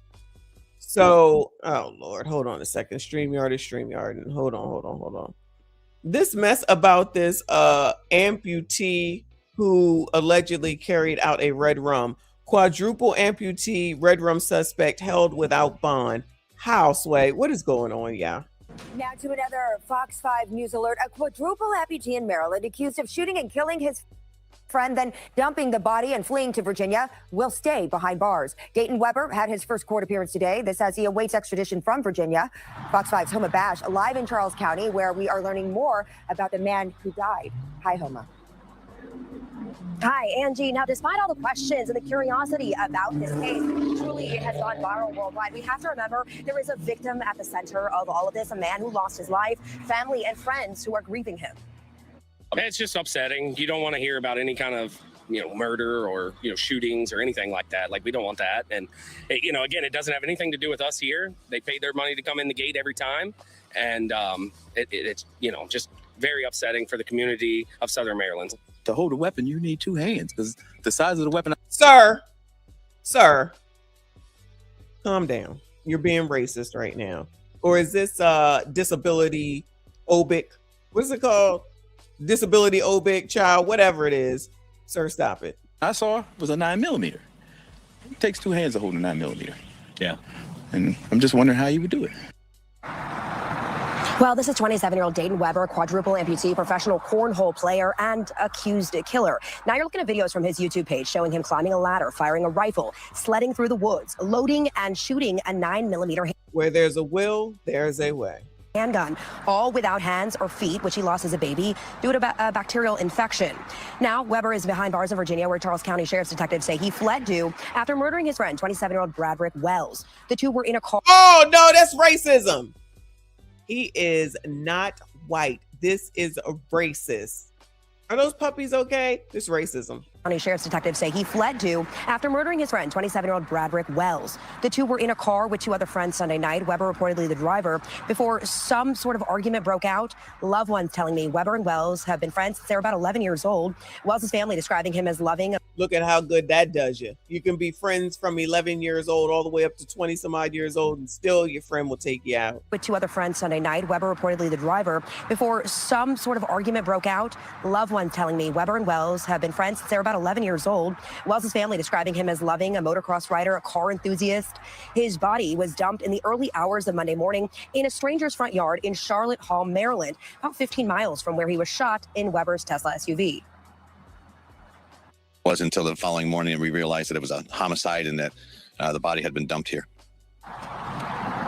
Now, charging documents reveal that Weber fired two shots, hitting Wells in the head and killing him. He is, again, currently being held behind bars right now on no bond in Virginia. Has another court hearing on Friday morning. He's expected to be extradited back here to Charles County, Maryland, to face charges of murder and assault. Guys? This is discrimination. This is, what is it called? I don't know. It's handicap discrimination or whatever. He should not be behind bars at all. This is discrimination of some sort. I can hear it now. He shouldn't be behind bars. He doesn't have feet and hands. He should be in a special facility for special people. I can hear it now. I honestly thought that this story was fake. I said, let me go see, because I saw it on a blog. I said, let me go see what I can find. I said, I know you effing lying. Lord help your people. Child, this is crazy. This is half damn crazy. Well, at least he's not, at least he has no bond for now. Because somebody gonna come in there and say, nah, my baby, he deserves bond. He's had a hard life. Forget the kid that's out of here. Or the young man that's out of here. It don't matter. He just a BIPOC. Get that white man out of jail. Allegedly. I'm just playing about that part. But anyway, this is ridiculous. But crime is down. Even Trump just said recently that crime is down, y'all. Okay? I don't think I have the video, but once I find it, I'm going to bring it to you. Let's go to the NYC. 2 women in their 70s stabbed, one fatally in Brooklyn. Lord, you can't even get old around this bitch. Now in Brooklyn, a 74-year-old woman is dead, and neighbors say it may have been a roommate who fatally stabbed her. Another woman in her 70s was also stabbed. Lisa Rosner has the latest from the scene in Crown Heights. The NYPD's crime scene unit investigating a unit inside 1700 Bedford Avenue Sunday, where just before 10:30 Saturday night, police responded to a 911 call. Inside one of the apartments, officers found a 74-year-old woman with multiple stab wounds to the head and arms, as well as a 72-year-old female with stab wounds to the back and arm. Neighbors say police had trouble getting in and told neighbors to stay in their units. Well, when they went in, they just said they have to one was in cardiac arrest and they have to do CPR. Police say the 74-year-old woman was pronounced dead at the hospital, and the 72-year-old is in stable condition at Kings County Hospital. Police say a person of interest was taken into custody. Neighbors believe the person of interest is a younger roommate of the two women and that at least 5 people lived there. Neighbors say they heard a male roommate banging on the door before the attack, possibly to warn the victims. The furnitures were shaking. The furniture was shaking, yes. So he was trying to get in to save. I would think so, yes. Yes. I can't understand why he would be knocking on the door like that. He was just saying, let me in, let me in. Neighbors say he did not get in, but later... Child, after the stories I heard this afternoon, I don't know what to think. Door like that. He was just saying, let me in, let me in. Neighbors say he did not get in, but later... Then we heard like the door slammed again. So I think that's when the lady exited out and she ran out and called the cops. Because they said one of the victims escaped and she called the cops. It is not yet clear what the motive was. Police have not released the identity of the woman who died, and police also say the investigation is ongoing. In Crown Heights, Brooklyn, Lisa Rosner, CBS News. Good luck to those people. I think that's a neck brace around her neck, though. So maybe there was already something wrong with her. I don't know. We got to go to Baltimore. Shout out to Doogie. Police arrest 11-year-old juvenile. Police arrest an 11-year-old after juveniles robbed of bikes, phones, and cash. I can read, y'all. I can. Good evening and thank you for joining us. I'm Maxine Stryker. Baltimore police say they have arrested 3 juveniles after a robbery in West Baltimore. The youngest suspect, not even a teenager. No. Even though they get caught, they still just get a slap on the wrist. And I know you don't just want to throw them in jail because they babies, they kids. But you can't allow them to harm you as well. So we got to find out some kind of solution. Fox 40. The solution is to send their asses to jail and arrest the parents. 5's Vincent Hill joins us live with what we're learning about that robbery and another recent case involving a young person not even believed to be a teen yet. Vince. Well, Maxine, get this. We're told the suspect in this latest robbery, just 11 years old, and now residents are once again asking for juvenile accountability. At the corner of Warwick Avenue and North Avenue in West Baltimore Friday. Another juvenile is being robbed of their bikes. Now, a few minutes ago. 2 juveniles, aged 12 and 13 years old, robbed of their bikes, cell phones, and cash. The suspects, 3 juveniles, taking off on the bikes, but not getting far. Got a foot chase. One of the bikes is running, one of the bicycles south. Middle of the day.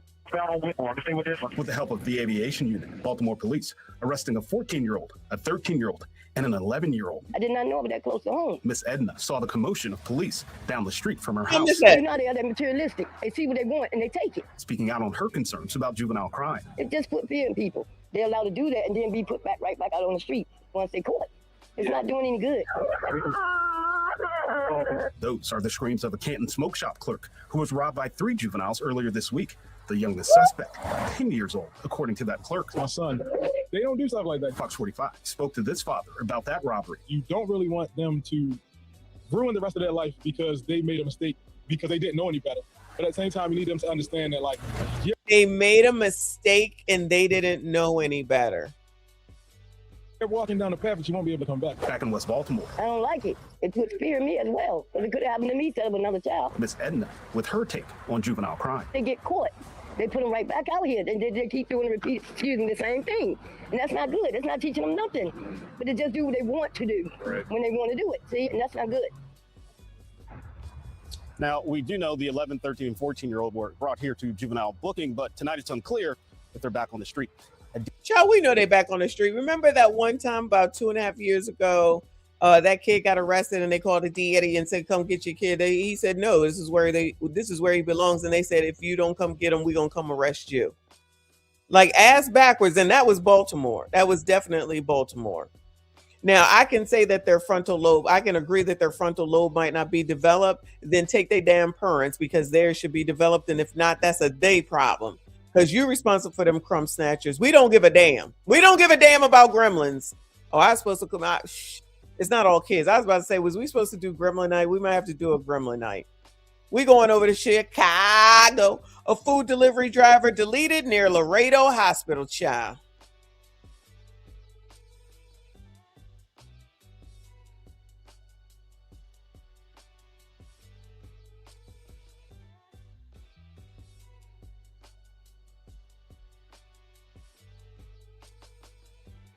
Y'all, can you hear that? I feel like it went out. Hold on a second. Oh, Lord have mercy. My soul. My bad. Told early this morning. CBS News Chicago investigator Tara Molina brings us the latest. A spokesperson for Loretto Hospital just told me they're working directly with police as they investigate this. This ramp closed off for hours as police blocked the area just steps from the hospital. You're looking at the scene outside of Loretto Hospital early this morning. Police covering the area, and you can see some officers inside the hospital. The rest of the scene so gruesome, we aren't showing you the area where a man was found on the ground. There's somebody bleeding from the head. Rushed to Mount Sinai, where he was pronounced dead. The medical examiner identifying him as 28-year-old Daniel L. Figueroa from Westmont. I think this Uber Eats driver got robbed and was left on the ground. The same details shared by neighbors who knew people working in the hospital overnight. I know it sounds crazy, but hospital workers, they order food around that hour, third shift workers. Telling me the man killed was delivering food to the hospital. He was just doing his job. He didn't deserve that at all. There were two unidentified assailants walking up the street, and they attempted to basically carjack him or to take his car. Alexander Red says neighbors were told he was dragged down the street by those taking off in his car. Chicago police will not confirm or clarify those details or others shared with us, only telling me they don't have anyone in custody and detectives are still investigating. As they do, a spokesperson for Loretto says they're praying for the man's family, this neighborhood on alert. Whenever we see a car parked out in front, I always look at the camera before I go and ask, hey, what are you guys doing? What are you here for? We watched Chicago police go door to door in this neighborhood near the hospital, gathering more information. Of course, they're still investigating this right now. We'll continue to check in with them and bring you the very latest. For now, reporting in the Austin. Child, everybody is crazy. Everybody is crazy. You think that, well, hold on. Look at this. Teens caught on camera ransacking California convenience store as owner says it keeps happening and police aren't showing up. I can't imagine why. Shout out to California. Tonight on Fox 40, we're getting a look at chaotic security footage from Power and Chevron along Folsom Boulevard. The store's manager tells us this all went down Thursday night when dozens of kids rushed to the small shop, ransacking the goods and terrifying an employee who was working all alone. Thank you for joining us for Fox 40 News at 10. I'm Dennis Shanahan. Fox 40's Sierra Krug is taking us inside. I definitely wouldn't be working all alone. Inside the shop, and she has the store's message to these unruly young people. Tonight on Fox 40, we're getting a look at chaotic security footage from Power and Chevron along Folsom Boulevard. The store's manager tells us this all went down Thursday night when dozens of kids rushed to the small shop, ransacking the goods and terrifying an employee who was working all alone. Thank you for joining us for Fox 40 News at 10. I'm Dennis Shanahan. Fox 40's Sierra Krug is taking us inside the shop, and she has the store's message to these unruly young people. Tonight on Fox 40, we're getting a look at chaotic security footage. It's on site says surveillance footage shows a group of teens rushing a Sacramento convenience store, knocking over items and grabbing merchandise. The store owner says this isn't the first time the business has been targeted and is calling for more accountability as incidents like this continue. From Power y'all want to have equality. Y'all want to not, hold people accountable. You be holding the wrong people accountable. Let me rephrase. You just be holding the wrong people accountable. That's what the problem is. Child, I don't understand when these people are going to start to learn these daggone lessons. I just don't get it. But I guess it's not for me to get. Let me give you one more before we go over to this Jay-Z stuff. Let me see which one. Because there's so many. Let's do this one. Back to Philly. Or I don't know if we went to Philly. Let's go to Philly. Man charged in deletion of a pregnant 18-year-old. The domestic dispute in Philadelphia's Ronhurst neighborhood that ended with an 18-year-old pregnant woman's death. Officers responded to an apartment complex along Langdon Street this past Monday. Investigators say the dispute all started over the family pet. Action News reporter Amanda Pitts spoke with the victim's family today, and she joins us live from Ronhurst with the latest. Amanda. Yeah, Chrissy, Lamara Bradshaw was just 18 years old and pregnant at the time that she was killed. We spoke with her grieving mother and aunt today, who said she was a victim of domestic abuse. Okay, this is her mama and her auntie, and she because I've seen the story, I've heard the story. She's 18 years old. All right. My whole world is shattered right now. It's been 4 days since Michelle Adekola's life forever changed. Lamara Bradshaw, known as Myra, her only daughter, was shot and killed Monday night, allegedly at the hands of her boyfriend. She was carrying your baby. You should have more sympathy towards her. I don't understand. She was carrying his baby, and he should have more sympathy towards her. Oh, look at you, Spider's makeup and weaving it up. Boyfriend. She was carrying your baby. You should have more sympathy towards her. I don't understand that. The family, not wanting to show their faces amid their grief, say the 18-year-old was pregnant with her second child when she was killed. Police say it happened on the 7,000 block of Langdon Street in the Ronhurst section of Philadelphia. Police have charged 29-year-old Robert Tatum with voluntary manslaughter. 29 years old. 29 years old. What a peach. What a peach. Child, I can understand now. With her second child when she was killed. Police say it happened on the 7,000 block of Langdon Street in the Ronhurst section of Philadelphia. Police have charged 29-year-old Robert Tatum with voluntary manslaughter. You tore my heart in pieces. You took something special away from me. Investigators told Action News on Monday the shots were fired during an argument over a hamster, one that Adekola bought for her. Argument over a hamster, y'all. Don't forget, these are important details I want to make sure that y'all don't miss, okay? She 18, second kid. He 29, and they arguing over a hamster. Told Action News on Monday the shots were fired during an argument over a hamster, one that Adekola bought for her daughter last Saturday. But Bradshaw's aunt says the fight was over Tatum's infidelity. He was cheating on her, and Myra is the kind of person, she'll say, if you're going to do it, I'm going to do it too. He's always in a jealous rage. Sources tell Action News that Tatum claimed Bradshaw came at him with a knife and screwdriver, and that's when he shot her. The family says he'd been violent.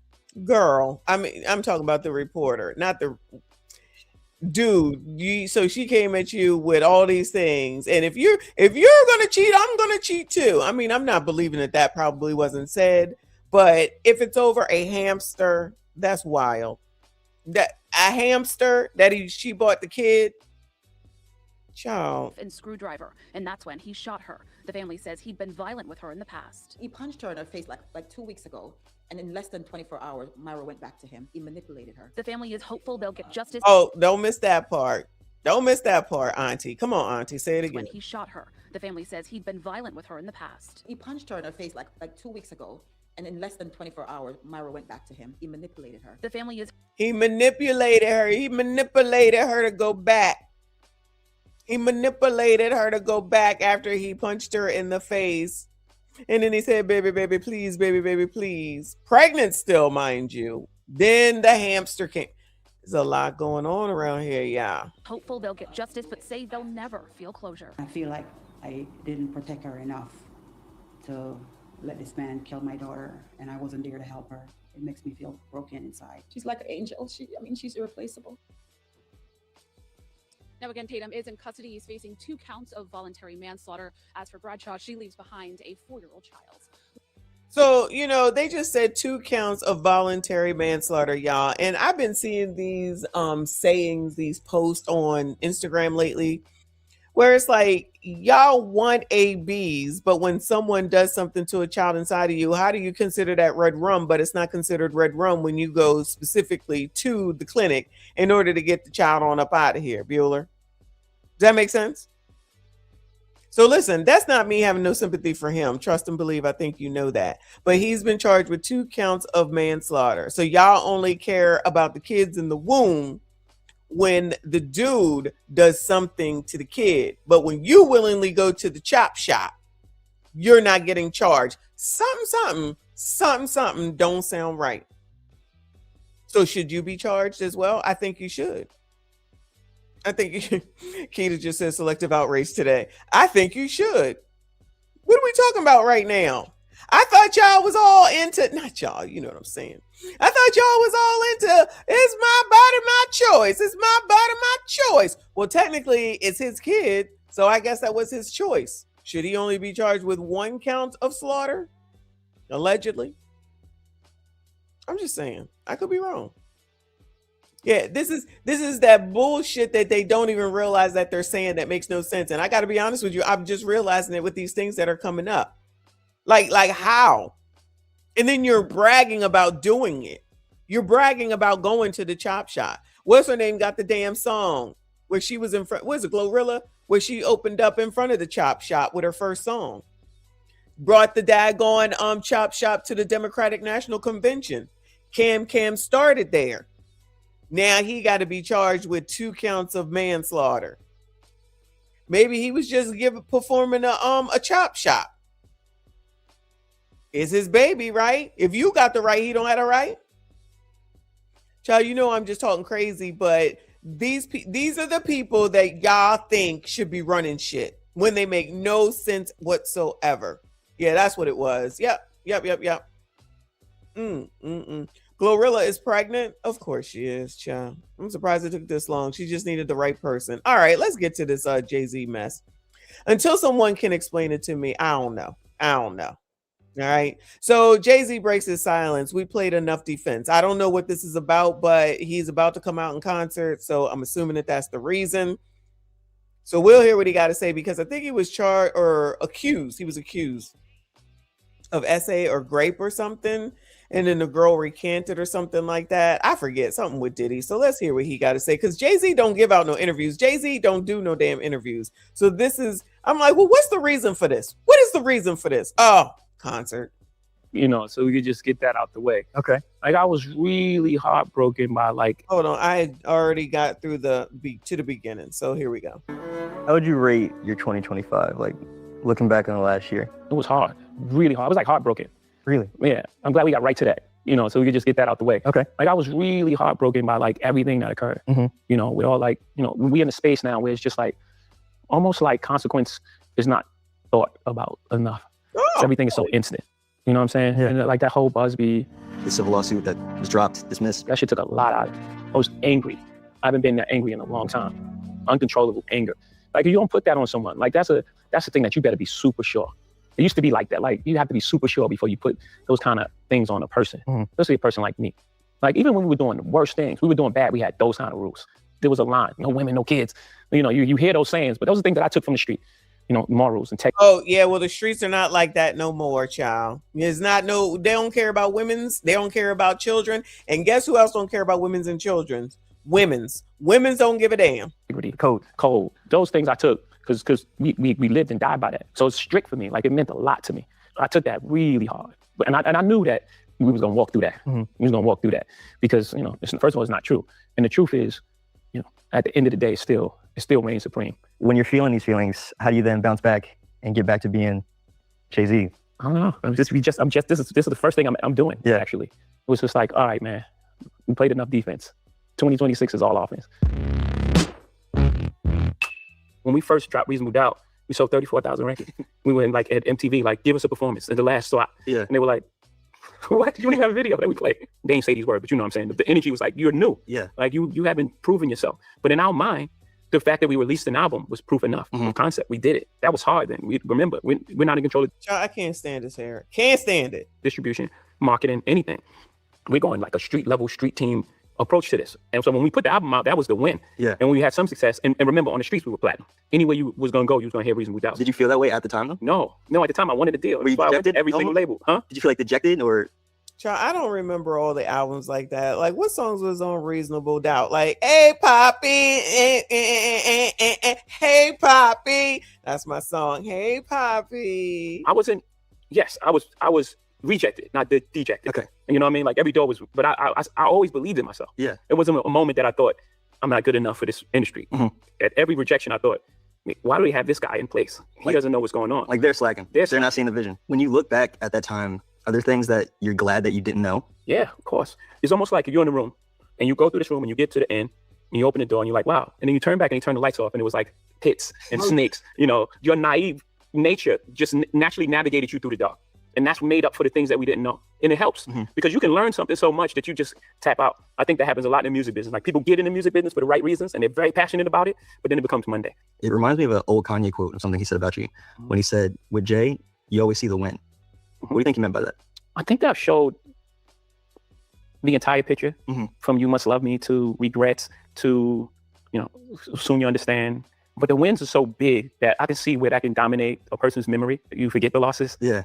Or the perception. Yeah. Or that becomes the perception. Oh, this kid looked just like a kid for real, for real. Like he looked like he might be 7 damn teen. Child, what is he talking about, child? I'm not getting it. Not the kid, Jay-Z. It's only wins, and then I do say I will not lose. So I could add to the perception as well. I was going to say you also are really good at kind of like, you have a discipline of almost like shrugging off any kind of perception of a loss. Like, what's the next to go 0 for 82? I'll look at you like it's gravy, like, you know? Yeah, because it's all wins. If I had 0.1 of the nets, I won. Word. it's like I had ownership in a basketball team in Brooklyn. Is that something you continue to apply? Like, when, God forbid, something goes wrong, don't freak out. We can. It's not even God forbid when something goes wrong. Something goes wrong. Everything in life happens. So didn't he buy a team? Didn't he buy a basketball team to Brooklyn something or other? It's for your greatest good. Everything. I had to not get a deal in order to become who I am today. It didn't feel like the greatest blessing of all. It was the greatest blessing that I didn't get a deal, right? So again, everything in your life, it's not happening to you, it's happening for you. When you don't skip over that. Yeah. It's not happening to you, it's happening for you. So you just got to know the distinction. Everything is just how you relate to it. There's no good or bad. Shit happens. It's life. When did you reach that acceptance of that concept though? I read a lot of books earlier, Seed of the Soul, Celestine Prophecies, and, you know, all these different books. And I was picking up all these gems and jewels on the way. But I was also 26 when I came in, and I lived a lot of life for those 26 years. Marcy to Trenton, New Jersey, to Cambridge, Maryland, to Newport News, Virginia. I met all sorts of people in all sorts of situations. And I came out without a scratch. Never been in jail. 3 shots never touched me. 3 shots never touched me. I came out unscathed. It was very rare. And I was always curious after that. Once you reach that part, like I've had the living, and now I'm like, man, why did that happen? I'm always questioning, like, why did that happen? Why did it happen that way? I want to ask you just a little bit about a written testimony specifically, just because that was the most recent release. I think it came out like right before the pandemic started. So yeah, like the day. The day. Yeah, my favorite verse is off that just jumbled track. You know, I love that track. It's so noisy and just so unorthodox. Flux capacitor. You know what's funny about that? So I don't know if you remember this. You and I were emailing about that because I wrote about that album, and I said this verse is crazy even if it's offbeat. Yeah. And you said that being offbeat is that you do for the culture, the ways that you put on, the ways that you try to protect and move forward, but kind of the pushback that you get sometimes about like people throw capitalists at you in a derogatory sense. Child, he's dressed like he about to go to prison or something. This look like a prison outfit. You know, I think in that verse specifically, the only thing I heard coming up was the American dream until we started being successful. And it was like, wait a minute, you're selling out because you're making money. That was the first thing that was put on musicians. People had this law for the struggling artist. That's a mind game. What we would call back in the day for tricknology. It's like, no, I'm not going for that. Like, no, I make art first. And then I make sure that I'm compensated for my art. I didn't take advantage. I didn't get here by taking advantage of people. I didn't take it, no one. That's not my reputation. That's not what I do. I didn't get here by taking advantage of people or taking advantage of, you know, the loopholes in the system or some wrinkle in like a capitalist structure. That structure exists, you know, and I just see the world for what it is, not for what I want it to be. I'm a realist, not ideal. It's not idealistic. People speak about the world how they want to see it. You're never going to win like that. Child, what is he talking about? Do y'all get it? I don't like it so far either, child. I don't know what we're talking about. I'm not smart enough, clearly. I'm just not smart enough. You said something just now, though, about you pushing independence, right? Kind of like in the spirit of Prince. When you embody that, do you feel like you are kind of setting a mold or leading a charge for like what the successful Black man is allowed to do and like breaking these spaces, breaking these confines? Yeah. I even want you to take that out of your vocabulary. Take what? Allowed. You know what I'm saying? We're not allowed to do anything. You know, in order for someone to allow you, they have to have authority over you. No one has authority over us. All right. Well, thank you for that. I like that. Come on. We exist like everyone else here. No one can allow us to do anything. But that question. The liberals are not going to like that, Jay. That word comes from a real space. And I want to eliminate all those type of words for us. Yeah. Yes. So the answer to that is yes. When you're on a mission to eliminate words like allow, like you said, do you feel like that makes you a target sometimes from? Oh yeah, for sure. 100%. What's the Nipsey thing? Pray for me, y'all. One day I'm gonna have to pay for these thoughts. Real niggas is extinct. It ain't safe for me, my dog. These are real fucking lyrics. You've come back to that a lot in the last few years. Like the more reveal me, the more they will kill me. Stuff like that. When you say they, like who is that? Whatever the threat to, however the system is set up to keep things at status quo and keep us in a position of using words like allow. So anyone that's culpable in creating a system that we operate under, that's they. Yeah. Democrats, but y'all be rocking with them. You and Bay. That's they. And it actually goes beyond color. Yeah. Because I've encountered that a lot. Where it was just like, okay, this successful Black man, make it. Let me go to him. Yeah. And for help. And they're like, you don't fuck with no rap shit. Oh wow. not like out like that, but Yeah, you know, that's the energy. like the energy. It's like you see the energy. Yeah. You know. I was thinking about how you described last year as being angry and for the first time in a while. I wondered what it felt like to be pulled back into that feeling and how you pulled yourself out or how you leaned on the people around you. Yeah. I've been saying to pull I needed the people around me more than ever. Because usually when I have that feeling, I would just make music and it's be therapeutic. I'll be able to, I'll blow it out. Yeah. And I would be like, blow it out. You know, I'll move on. I can't do it. The makeup, I would die. It would have been cheaper, yes. Cheaper, quicker, move on with your life. It was like a testament because people know me. Like I know who you are, and that's impossible. And not only we standing by you, but what do you need? Yeah. What did you kind of do to come back from that personally or emotionally, I guess? I'm still working with that. That's a great question. I'm still dealing with that. What was it like watching Blue come into her own even more on this most recent tour? That was amazing. You know, because on the first tour, you know, there was like a lot of like, you know, conversation around her first performance, and she worked really hard to get to that point, but she still wasn't going for it. She still was like going through the motions, and then after that, she just started going for it. Like she started fighting back. I saw her fight, maybe for the first time in her life, like fighting back. You know, like not everything is just given to her and everything is easy. She had to fight for that, and she fought for it. Then to see her do the amount of work, she's almost on every number. Yeah, I had to take her off physically. And you know what? He doesn't talk often. That's what I said. So what is going on? Why is Jay-Z talking? Because he really does not do interviews and stuff like that. Now I'm like, oh, okay. Now we know that he's about to go on tour, which, listen, depending on the ticket price, I might go. I just might go. We'll see. But yeah, these discussions are above my head. It's above me now, child. It's above me. Or something. I'm like, man, you can't be on that stage where she's singing, you know, 6-inch heels. You crazy? That's never gonna happen. You know, like it was like that. It was like a fight. Sure. She wanted to dance every single number, and that's a lot of you know, choreography to remember. She was 13 at the time. That's a lot, and she was nailing it. She was going crazy. That's what's up. Yeah. Like Blue was a crazy pianist. But she won't let us get her like a teacher. She don't want to be mentored in that way because she wants it to feel just like fun. She don't want it to be a job. But when she has a perfect pitch, anything. If she hears a song, she'll be like, play it again, and then she'll play it. Oh wow! Like she'll teach herself. She'll find the notes, and then she's off playing it. I get the feeling that most of y'all do not care for Jay-Z. Okay, so do you want to be done with this interview? Because I'm not getting nothing out of it. It's up to y'all. That's just talent. Because we tell her like, you know, that's not normal, right? And she's just like, no, I just want to play. I enjoy playing. Let me just play. So she doesn't work at that. She worked at this, you know, and you know, it makes me proud that she fought for something that she really wanted to do. Yeah. I don't think we're gonna be able to get off that stage now. I don't know. You pop out like when you want to, you record when you want to, like you're not in that like that stricture of. Yeah, I think 444 released a lot. Y'all rather listen to More Crime Is Down than listen to Jay-Z? What is wrong with y'all? Y'all would rather listen to More Crime Is Down? Yo, that is weird, right? Did you just start to do it here and say, oh, we're going to go change clothes? Then you go over here. Okay, yeah, we're going to go change clothes. Then you go back up. Child, this is too much. Child, I agree. All right. We moving on, child. We moving on. I can't take it. Prince Revolver, thank you, boo. He said, is that a world? We on a world tour with the mic in my hand. All right, my bad. Is that a world tour or your girls tour? My bad, wrong artist. Can the interview Auntie, please and thank you. We done with it. All right. I got a couple more stories for the crime and then something else. So let's go over here to Chicago. Shout out to Brandon. What does this one say? Family seeks justice after Chicago woman found SHOT deleted behind her home on the west side. Because y'all know crime is down. Don't forget, crime is down. Brandy Fleming's family says that they aren't sure how long her body was left outside in the back of her home. They told me it was a stranger who happened to be driving to work when they found her body in the alley. And it happened while the victim's 5-year-old son was in the house. I know. We got to be strong for him. It's been a heartbreaking week for this family ever since police say Brandy Fleming was found shot and killed in the back of her home. Relatives tell me her only child was inside of their house at the time, unaware that his mother was taken from him. You took a really good person with a really big heart.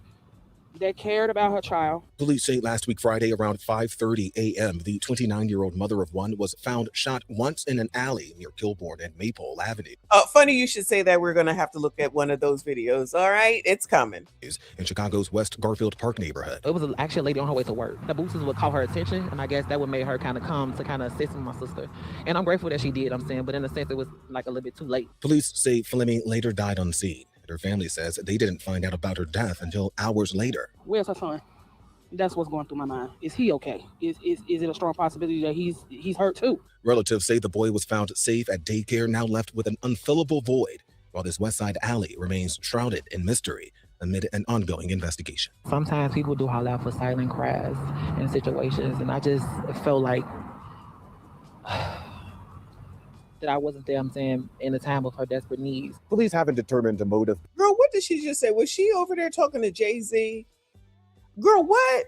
All right, it wasn't meant for me. It wasn't meant for me to understand. All right. Rest in peace to that woman. Good luck, child. They just leaving people out in the alleyways out there in damn Chicago. Crime is down, y'all. Crime is down. Let's go here. WGN, so it's Illinois. I don't know if it's Chicago.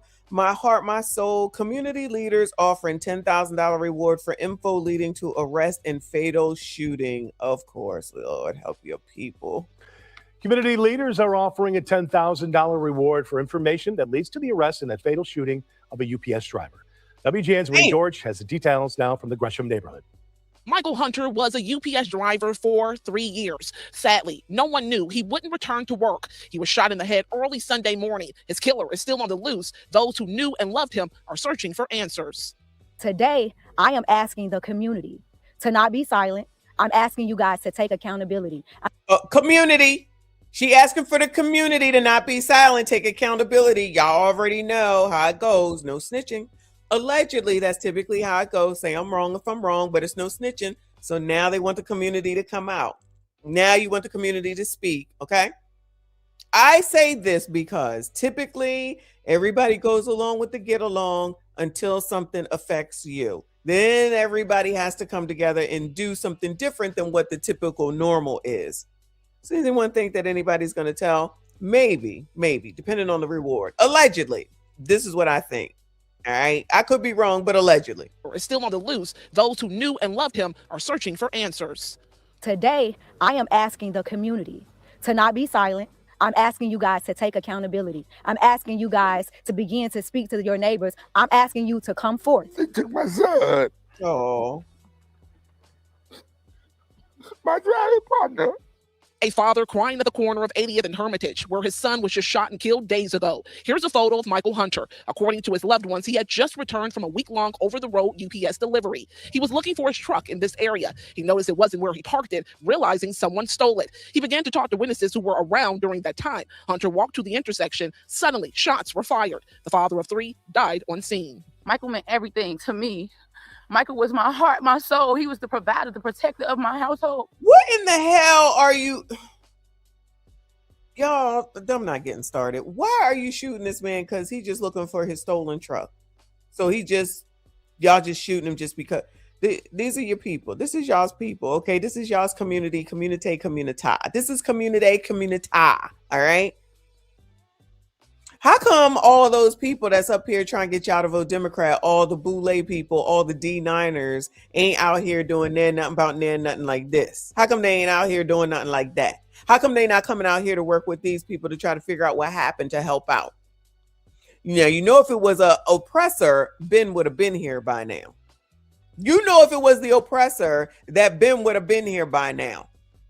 Y'all already know. But for some reason, they not showing up. What's up with that? Did they ever show up? Remember the lady that was beat up by the kids? Did they ever show up for her? Oh yeah, the rapper had to do something. Realizing someone stole it. He began to talk to witnesses who were around during that time. Hunter walked to the intersection. Suddenly, shots were fired. The father of 3 died on scene. Michael meant everything to me. Michael was my heart, my soul. He was the provider, the protector of my household. My son is fatherless. You guys have hurt my family so bad. And I did reach out to police about this case. They tell me this is an ongoing investigation. However, if you have any information, please give police a call. So in other words, same old excuse, same old ish, different day. Here's some more. This is up to date as of 52 minutes ago. Family remembers man fatally SHOT'd on the South Side, child, because whoo, Lord help your people. Reaper, I know exactly what you're talking about. This is wild and crazy, but I know what happened. Shout out to Lawrence, of course, as always. Thank you so much, hon. I appreciate you. He said sponsorship for a positive stream this week. I'm starting to feel depressed. Look, this is why I don't be doing Crime is Down and Gremlin Nights too much anymore, child. We got enough to be depressed about with the shit going on with the airports. I'm already depressed. I'm already in a funk. I'm already in a mood, feeling some type of way, trying to figure out how to get out of this funk, not getting the support that I need from the people that I should be getting the support from. You know what I'm saying? So I'm dealing with it. I'm figuring it out. That's why I'm still on the couch. That's all I want to do is sleep. When I'm done with this, I'm going to sleep. This is it. I got nothing else to do. Now, the odds are that I may not go to work tomorrow. I still got the day off. I'm going to try. I promise you. I've been getting up and going to the gym, y'all. This is not about me. But I'm just saying, this is why I don't do these things too much. I put off that thing with that little crumb snatcher that's 22 and what he did to the old woman. You know what I mean? So, that's 2 weeks old. I didn't even want to do it, especially when people be doing stuff to elders. I hate that shit. Y'all know it. You know it. But this is true, though. This shit is going on. We know crime is going on. I'm telling you, Trump just said recently that crime is down as well. So they say it's good. It's good. There's other people, and I don't want to make this a rant, but that there's other people. Y'all gonna leave me alone, okay? That there's other people that will say, oh, you just want to talk about black people. You just want to talk about black people. Well, it's not that I just want to talk about black people, but I'm black. And I see where we have some issues. And I see that these people that want to tell y'all what to do aren't addressing it. They not talking about it. They don't look into it. They don't help nobody about it. But what they do is tell y'all that you need to vote Democrat or come over here and do this. And they take care of one another, meaning them up here, and don't take care of none of, I'm going to say y'all because I don't want their help, down here. They don't ever come down here to this level to resolve, solve, and deal with. And that would be also the Congress people too, the city council people, all of them. They'll come out and say, oh yeah, this is a tragedy. We're going to do everything. The police, they're going to say, like what they said, no suspects in custody, is still an investigation. Then we'll never hear shit again. And it happens over and over and over again. And then the spies will come out here and say that there's a problem with people that are deleting black women. And it very well may be a problem. So why aren't y'all yelling and screaming at the same people that's running you around to fucking vote for Democrats? So if it's a problem or child X trafficking, especially among black people, specifically black girls, then why are y'all not making them attend to that? Why are y'all not making them tend to the shit that matters, tend to the shit that affects the community, tend to the shit that keeps happening over and over and over again? I sit up here and talk about it. I'm the fucking problem. No, y'all are the fucking problem that allow these MFers to play in y'all's face. Though they care about black people. Child, they don't even sit up here and talk about the damn reparations that y'all want all damn time when you got a daggone Democrat in damn office. But you think I don't know what I'm talking about? I may not know everything, but what I know is these MFers is playing in y'all's face and you allow it every single time. All these damn situations that I'm talking about right now that I don't want to talk about that are happening, who are they affecting? Who does most of the crime affect? Yeah, it's in the damn city. That's where many of the black people are. So just excuse and absolve yourselves and let it just be. Just allow it to just be, right? Don't talk about it because that makes it go away. What just happened over there in fucking Wilmington, Delaware? That's a city as well. Wilmington is a city. 19 and 21-year-olds, SHOT, 2 dead, 2 of them, another one shot, and they just in the middle of the day. So y'all don't want to talk about that? Ghetto Gospels or whatever his name is over on Instagram was talking about Bill Cosby because, you know, Bill Cosby got held accountable and he had to pay some crazy amount of money to some heifer from way back when in 2026. He got held accountable. But nobody wants to talk about what needs to happen to make these neighborhoods safer so Mima can be out in front of her house tending to her garden and a little black dot ass black motherfucker don't come through and grape her. So I got to be wrong because I don't want shit like that to happen, not only to the elderly, but to the disabled and to the daggone veterans and honestly to nobody. But y'all okay with that? Be okay with it then. That is not a me problem. That's a y'all's problem, especially in these communities where that shit is happening. But everybody want to be, oh, it's the media. It's the media. Okay, say it is the media. So did the shit happen or not? Did the shit happen or not? So where is the support? So where's the support? All right. Whatever. Thank you very much. As always, let me let this mess play it. Ugh. Sorry, y'all. Saturday night, a Chicago man was shot and killed in the Auburn Gresham neighborhood. Today, his family wants the world to know he wasn't just another number. He wasn't just another victim. He was their world. The family of Michael Hunter returned to the scene where he was killed Saturday night. He was, like everybody say, a provider. Whatever you called, he was there. I thought he was going to see me graduate and walk the stage. Michael meant everything to me. Michael was my heart, my soul. Hunter was 36 years old, a father of three. He and his fiance had recently bought a home together on the far south side. Hunter's father tearfully. I'm so sorry. My bad. Mike Love, I'm so sorry. I'm just so used to the Lawrence popping up. Thank you so much. I appreciate it. As I'm updating the banner, I'm like, what the F? Thank you, Mike Love. Appreciate you. Thank you for being here. Thank you for your support. Thank you for all the content creators because Mike Love supports everybody. Mike Love supports everybody. All right. All the content creators. He out need like I don't understand when this man goes to sleep. Between him and him and RLV, I don't know. I don't think either of them sleep. They are always up. I just wake over and roll over. I just roll over and check YouTube and RLV be on and Mike be right up in there. Mike Love be right up in there. I'm just like, when do y'all sleep? When do y'all sleep? But they're going to have the nerve to say to me, oh, why are you doing an early stream? You're up for it, though. We know you on the West Coast, but you be up for it. That's what's crazy. Thank you so much, hon. I appreciate you. I apologize. Thank you so much. As always, appreciate your support. I try. I be trying to be positive. I really do. I do be trying, okay? Y'all, I'm still trying to get out of my funk, y'all. If you only knew, I got issues. So, which is why the odds are I'm probably not going to work tomorrow, child. And honestly, I will take a personal day on Thursday. They will be so mad at me. I don't know. We'll see. I probably need to go back to work so that I can get my mind onto other different things because I know they're going to work me to death. Again, thank you so much. I appreciate you, Mike Love. That's Michael Love to ya. That's Michael Love to ya. Don't forget it. All right. Come on. You got kids. You got a fiance. He and his fiance had recently bought a home together on the far south side. They bought a home. His father tearfully explains he and his son were partners and drove long haul trucks for UPS, splitting the driving time. Wow. They took my son.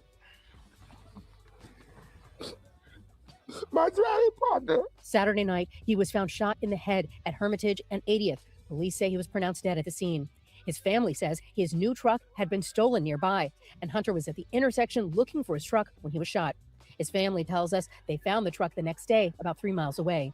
Today, the family put up flyers in the area, asking people to step up with information and offering a $10,000 reward, leading to the arrest and conviction of the person responsible for the shooting. Look at the hurt, look at the pain that you've caused. This family does not deserve this. This family deserves justice.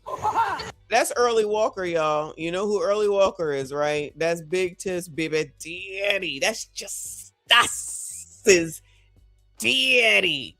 FYI. But y'all get out here and you start trying to appeal to persons who have no soul, in my opinion. They have no regard, clearly, of life. They have no regard of anybody else's life. They have no feelings, no empathy, no sympathy, no care, no nothing. Just like that little MFer with the 94-year-old. And what you're saying means absolutely nothing to them. And I see that Dante said gremlins. It wouldn't surprise me. It would not surprise me. But it doesn't even really matter. What I will go out on a limb and say, the odds are allegedly, but the odds are, but allegedly, it's going to be somebody that look like these people right here. Pain that you've caused. This family does not deserve this. This family deserves justice. This is the Michael Hunter his family wants you to know. All smiles at an amusement park with his son, the dad who always put his family first. Please, I beg you, the city of Chicago, see this face. Know that he meant everything to us, and we are standing behind him, and we will not stop until justice is served. His family tells us Hunter was from the Auburn Gresham neighborhood and had many friends and family still here. In fact, on Saturday, they say he had just visited his mother, but later his truck went missing and he was found shot and killed. Chicago police. Where's Brandon at on this, yeah? Where's Brandon at on this? Remember, you can't call them kids no names out there. Don't talk about what goes on in Chicago because y'all don't know. So y'all are actually in Chicago. What he doing? What he doing? Did he come out and say anything? I'm not trying to be rude. I'm just asking questions because he'd be the first one to tell somebody else to shut the hell up and call something racist and call everything racism because you know that's the shtick now. Like we don't see what it is. And then everybody's supposed to get all riled up. Well, he should be riled up about this. One, because his city is not that safe. Two, there's a black man that's dead. Remember, he cares about black people. He says this all the time when he's out here trying to get out of something. Black lives matter and black people matter and it's racist and blah, blah, blah, blah. Where he at, Bueller? What has he said, Bueller? Okay, I'll wait. Rest in peace to this man. And hopefully they get the justice that they're looking for. I wish them the best of luck. If I can keep up with it, that one I will. And unfortunately, that bastard with the 94-year-old. And everyone is innocent until proven guilty. But child, in my opinion, he did that shit. Looking at that rap sheet. Moving on. Manhunt underway after man is SHOT'd and deleted inside Kew Gardens bar. This is the NYC. People wanted after a deadly shooting at a burger bar in Queens. The 29-year-old victim was shot right in the heart when gunfire erupted inside of the bar on Metropolitan Avenue. Eyewitness News reporter Stefan Kim is live at the scene in Kew Gardens as police search for the suspects and the motive. Stefan? Well, Sade, the shooting happened inside this bar, but the crime scene stretched across the street and down the block. Police recovered a firearm left on the sidewalk by the bus stop on that corner, and then halfway down the block from there, police were securing even more evidence. It is a part of Queens filled with seniors and families, a stretch of Kew Gardens lined with quiet residential buildings. But behind the floral displays next to sidewalk cafes were homicide detectives today canvassing for clues. And behind the crime scene tape, where neighbors waited for the bus, were evidence markers littered down the sidewalk. Neighborhood is nice. It's a quiet neighborhood. That peace and quiet shattered this morning around 1:30. Investigators say inside this bar, a 29-year-old man was shot in his left arm. The bullet went through his arm and struck him in his heart. He was rushed to Jamaica Hospital where he later died. This resident says he heard a loud argument, then gunfire, then saw a panicked crowd scrambling out of the bar. He said, boom, boom, boom, the gun. Maybe 5 gunshots. A firearm was found across the street on Metropolitan Avenue by Lefferts Boulevard. Police are looking for 2 suspects who fled the scene. One was wearing a blue bike tracksuit. The other was wearing a pink hoodie. It's unclear what the dispute was about, but neighbors say it was loud enough to wake some of them from their I'm sure it was about something important, child. Sleep. You didn't hear nothing, but you said your girlfriend did? Yeah, I hear nothing at all. What did she hear? Arguing.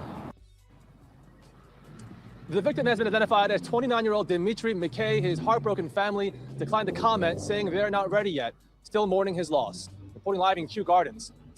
All right, so y'all know where Kew Gardens is. I don't know nothing about Kew Gardens.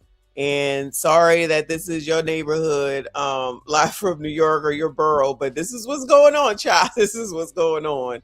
Oh, rest in peace to that damn man. Moving on, child. Moving on. Let's go back to Maryland. Juveniles charged in Towson SHOTing appear in court. Are they going to be shown? Home. That shooting took place in September of 2024. Today, the suspects were in court. Barry Sims is live in Towson with the motions hearing now. Barry, much of the hearing involves surveillance video and pictures that may identify the defendants. That's right. And they were 15 and 16 when they were arrested. Kamar Thompson and Kai Wilson are charged as adults. And during the hearing today, we saw security video that showed the crime scene and also another location, the place where one of the defendants lived. Co-defendants Kamar Thompson and Kai Wilson sat side by side in court today as their defense attorneys and prosecutors went over security videos from September 13th, 2024. It's when a man was shot in an alley behind Dunkirk Avenue in the Rogers Forge community of Towson. The teenagers are charged as adults with attempted murder. The victim was critically injured. Today, Baltimore County Assistant State's attorneys showed a judge security video of someone wearing a distinctive black hoodie. And so what? You're not gonna show nobody? If they charged as adults, why are we not showing nobody? The face mask. They said he was armed with a semi-automatic handgun equipped with a laser attachment and walked up to the victim in a robbery attempt. The two got into a scuffle and the victim was shot. Prosecutors allege Wilson was the shooter and Thompson drove the getaway car. Other videos taken near, around, and inside of Wilson's home show the alleged suspects getting out of a white SUV on Lakewood Avenue in Baltimore, about 6.5 miles away from the shooting scene. Those videos allegedly also show them dousing the vehicle with bleach. An indoor security camera video shows the suspects in Wilson's home. So it sounds like they've done this before, allegedly. Allegedly. With Thompson allegedly reaching into his bag and pulling out the gun prosecutors believe was used in the shooting. Pictures were also pulled from Wilson's cell phone. The judge ruled he will allow prosecutors to present a portion of video from an MTA bus taken 2 days before the shooting that shows the suspects getting on the bus, Wilson wearing the distinctive hoodie and Thompson carrying the same bag. Now, the judge is still considering whether to allow the pictures that were taken from Wilson's cell phone and also that security video from inside of Wilson's home. Reporting live from Towson, Barry Sims. Well, I hope they do put that in there. I mean, what are we talking about right now? Child, I can't. I forgot to and why didn't they show their faces? But I digress. I gotta give y'all this update. I gotta give y'all this update. One boy allowed release, another ordered locked up ahead of trial in child rape case. These are the 12-year-olds, yeah. These are the 12-year-olds. After 3 boys are accused of raping a 12-year-old little girl in Miami. A judge made a decision about whether some of those suspects will stay behind bars. Local 10's Sarah Onward is live in Miami with that ruling.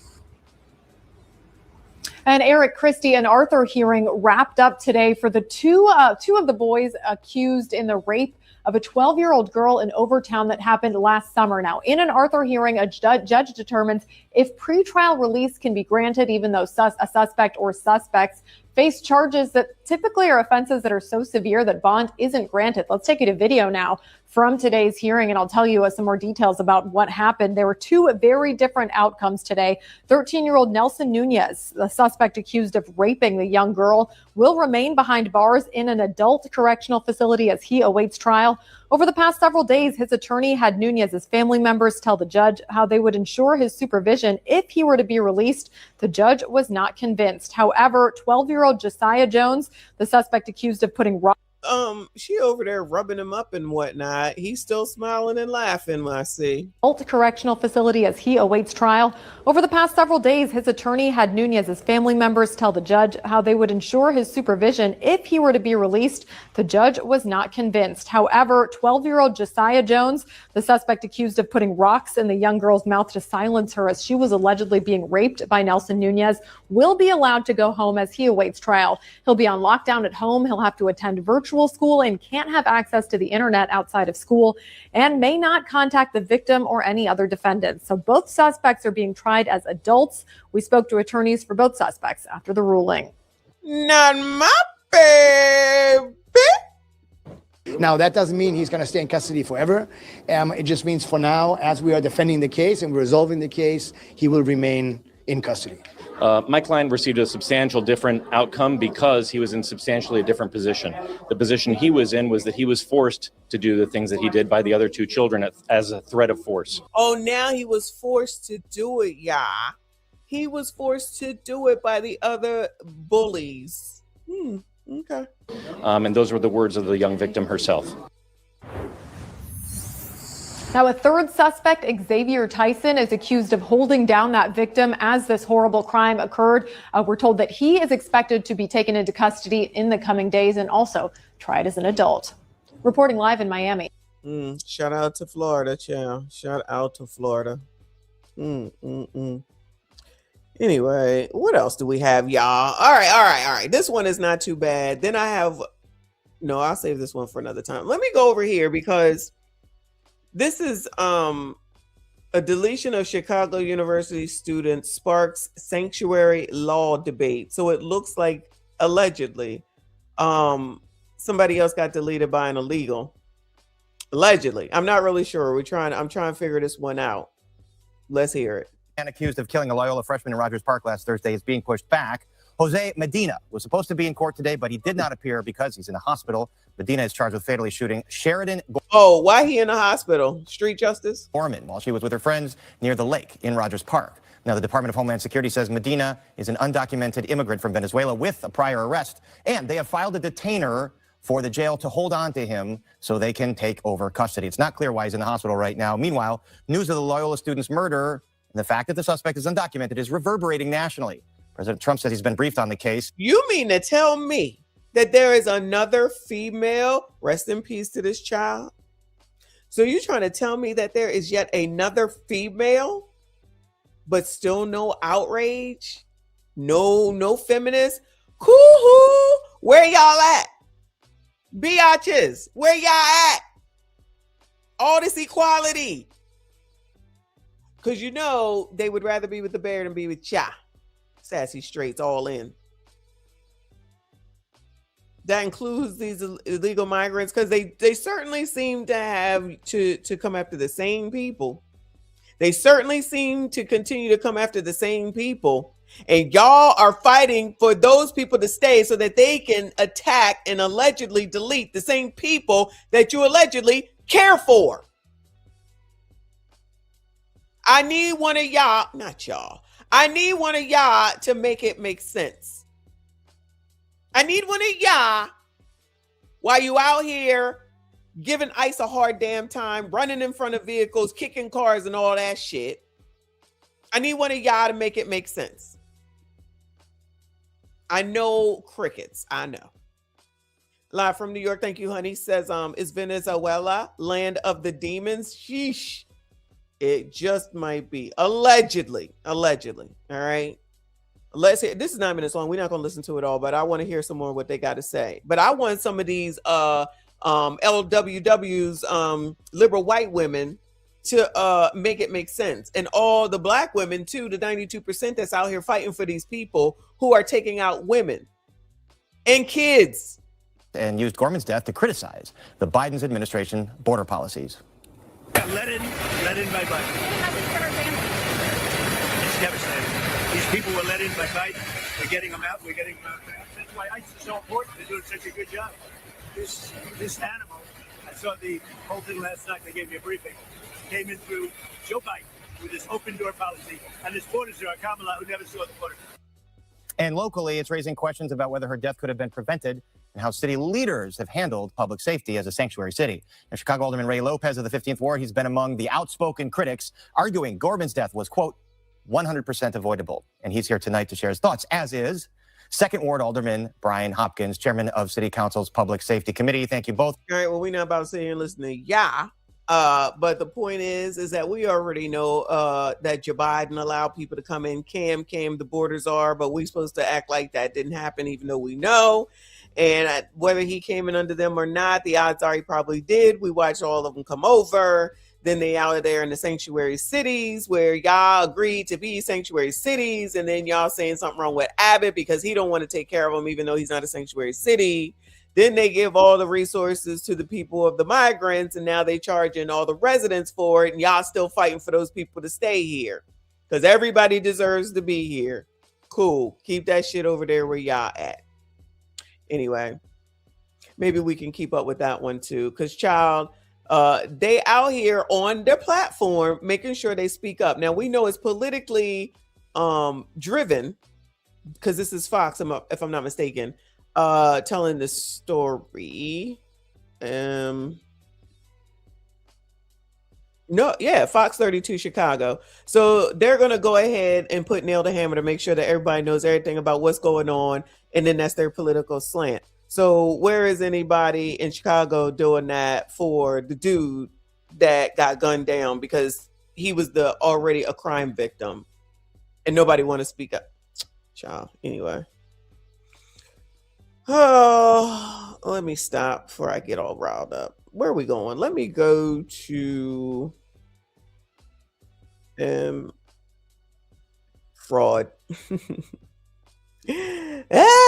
Shout out to Detroit. Shout out to Anton, because Anton said Detroit woman pleads guilty to $2.5 million in student loan fraud. How, Sway? How? Detroit woman is pleading guilty to embezzling more than $2.5 million through a federal student aid scam. Federal prosecutors say it was an intricate scheme where the woman submitted fraudulent aid applications for dozens of individuals. CBS News Detroit's Heath Kalb has more on the scam. Well, this fraudulent scheme lasted over 10 years, and students we spoke to at the 10 community college years today told us that they are appalled that something like this could happen to their school. 10 years? 48-year-old Michelle Denise Hill of Detroit has pleaded guilty to wire fraud in connection to fraudulently obtaining more than $2.5 million in federal student aid. Okay. Before they say what she used the money for, allegedly, if they're going to tell us, let's see. What are they going to say she used the money for? She bought a car. She went on trips. Spiders, makeup, and weaving. I'm not saying that she's black. I'm just saying all kinds of makeup or anything like that. She bought a house, a car. She went to Dubai. She got a BBL. What else? What else? I just got a feeling. You think she went to school on any of it? Probably not. But let's make sure we need the Department of Education. They doing a great job. Girl, you doing a good job. Aid funds in a scam that lasted from 2015 up until 2025. That's crazy that she took the student loans from them. According to federal prosecutors, Hill submitted fraudulent aid applications for more than 80 individuals. Damn! From the same Florida online fast-track school. Tina Bassett, a spokesperson for Wayne County Community College District, sent us a statement saying in part, quote, after identifying an unusual concentration of applicants presenting diplomas from the same online high school, we reported our concerns and fully cooperated with federal and state authorities. Yeah, it took you 10 years. Come on now. Don't try to act like, the newer set of people who work here clearly was trying to do their job because y'all wasn't for the previous 9 years. Authorities throughout their investigation. I feel some type of way because I'm a foster kid and even getting into school is really hard. And for them to steal money that's supposed to be going for us, that's freaking insane. The United States Attorney. Girl, are you in the dental program? You might want to consider it. Attorney's office said that in total, Hill caused more than $3 million in federal student aid benefits to be awarded, with approximately $2.5 million actually dispersed on the fraudulent claims. Hill has agreed to pay over $2.5 million in restitution to the Department of Education. What you mean she agreed to? Pay it all back, and why don't we have a picture? Aid benefits to be awarded, with approximately $2.5 million actually dispersed on the fraudulent claims. Hill has agreed to pay over $2.5 million in restitution to the Department of Education. I'm very happy that she's getting caught for this. Throw the book at her if you can, because these is kids that actually want to do right and actually be upstanding citizens, and you're clearly not if you're going to be a criminal and steal money from kids. I think it's time for you to stay locked up for a while. United States Attorney Jerome Jorgen said in a statement, quote, federal student aid exists to open doors for Americans who are working to better themselves and their families. Michelle Hill slammed those doors shut, turning a lifeline into a racket and stealing millions from a program that belongs to our hardworking neighbors. Hill's sentencing is scheduled for August 3rd, 2026, where she faces a maximum penalty of 20 years in prison. Heath Kalb, CBS. Child, why did we not get any pictures? I feel cheated on this story. What happened? I got to see if I can find more on this one, because, child, I want to know, what in the hell do you look like? All right, I got two more. I don't have all night, y'all. Remember, I have to go to bed. All right, it's almost 8 o'clock. All right, let's go over here and do a BCP. We haven't done a BCP in a while. And I saw this story about them raising the damn minimum wage. I believe we talked about it briefly. I just want to know why people don't understand. Like, listen, I was just having this discussion today. I forget with who.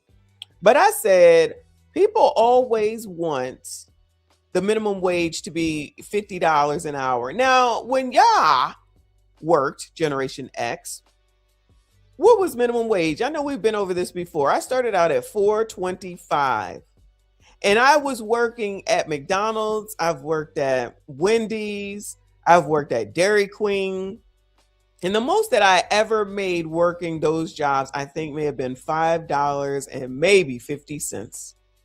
Those jobs are for kids. Those jobs are for young people in school or in college. Y'all want to sit up here and try to make a dropping fries job a way of life. It isn't meant for that. Why are y'all trying to force that shit? Why y'all trying to force that shit? If you want to make, because I calculated $20 an hour, 40 hours a week, 52 weeks a year, it comes up to be approximately $41,000. Okay. That can be a little bit more than a good entry level customer service job. If you want to make that money, carry your ass onto one of these places where they got customer service and make that money. Y'all cannot force people who say, may I take your order, please, to make $40,000. That doesn't make sense. You go and you become a team leader, a cook leader, a lead leader, a cashier leader, a drive-through leader, and you start to make more money. Then you become the manager, assistant manager, a regional manager, district manager. You work your way up into that shit. You work your way up into that shit.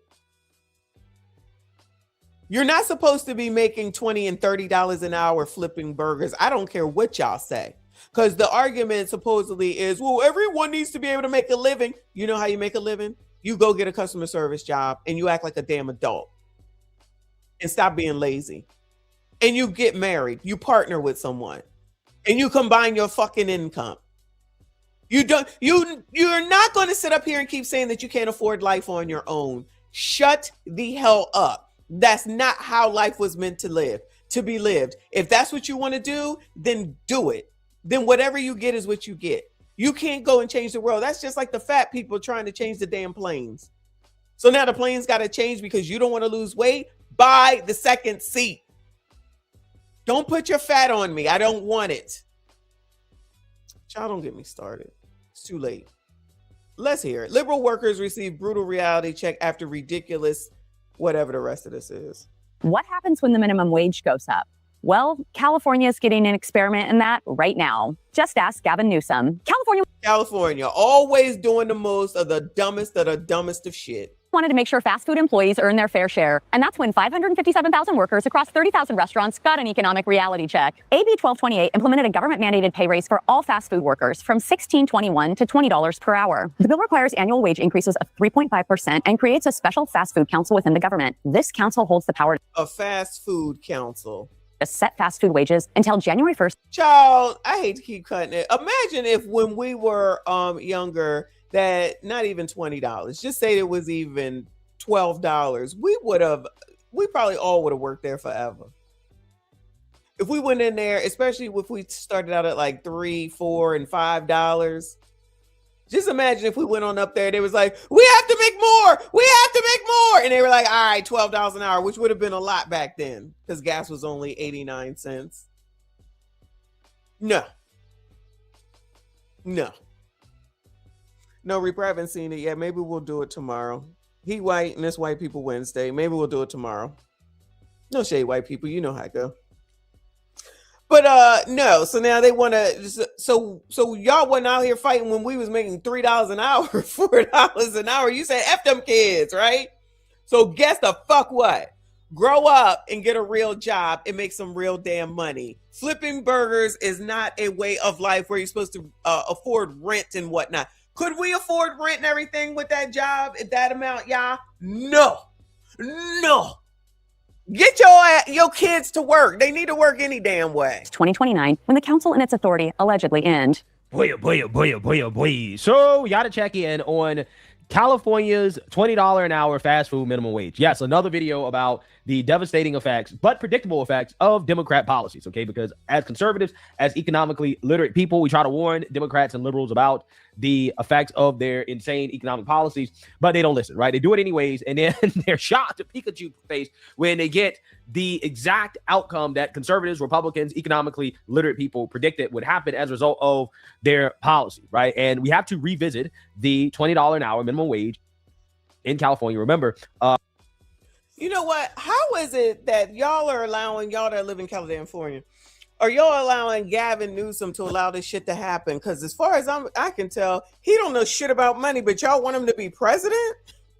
He over here just trying to placate people, don't care that he puts the businesses at risk. Because if you own one of these franchises, for the most part, you have to pay a franchise fee. You don't just be out there doing whatever the hell it is that you want. Now you got laws that say you have to give them a raise here. When I went and had that raise, child, I'm sorry, y'all. When I remember going into McDonald's and they were like, we're going to discuss your raise and you do this so well, but then you do this and sometimes you do that, 25 cents. And I'm like, I know you effing lying. Like, nah, I didn't say that, but I'm like, fine. Then if I did good, they'd be like, you get 50 cents. I was like, hip, hip, hooray, right? Now they telling you how much you got to give them for a raise. Well, what if they don't deserve it? If you're not performing, so you just get it to get it? That's more of this participation trophy bullshit. Right now, in corporate America, if you don't do well, you're not guaranteed to get a fucking raise, let alone a bonus. You get nothing if you effing up. You get a does not meet and a does not meet. Your ass about to be on the other side of that damn door. Y'all just out here talking about, yeah, everybody got to get a raise. Everybody got to get a raise. No, get a real job. You're an adult. Be an adult. Imagine if you partnered with someone and they had income and you had income. That's double the income, child. But I know that's just crazy talk. Keep having a clearly irresponsible governor do shit to placate y'all, which does not bode well for the damn state, which we've already seen when they started doing that mess with, they lost the Starbucks, excuse me, they lost the Starbucks, the In-N-Out burger, which was outrageous. But nah, go ahead and listen to him because he a Democrat and that's all that matters, child. about a year or two ago, that was increased, and the effects at the time were immediate. Actions certainly have consequences, and for new legislation in California, that means consumers have to pay the price, literally. The new $20 minimum wage not only leading to layoffs, but also immediate price increases. The New York Post was on the ground scouting out menus. As at Burger King, a Texas double Whopper, wow, that sounds good. That meal cost $15.09 on March 29th. By April 1st, when the law went into effect, it sprung up to $16.89. That's a 12% increase overnight. Over at In-N-Out Burger, a favorite across the state, prices shot up by 25 cents. A quarter may not seem like a lot, but let's look at the big. It's a lot. It's a lot. I don't go. They talking about the In-N-Out Burger. I don't go to McDonald's and stuff like that. But I do be taking a look when I do be on like DoorDash and the other app, Uber Eats, and be like, how much is this shit? I do go when when my grandkids are here, but not the Happy Meals, the whatever they're called, whatever those meals, you know, the all-in-one meals. I forget what they're called.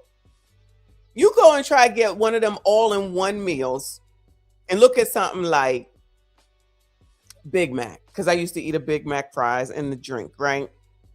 If it was $6, $6.50.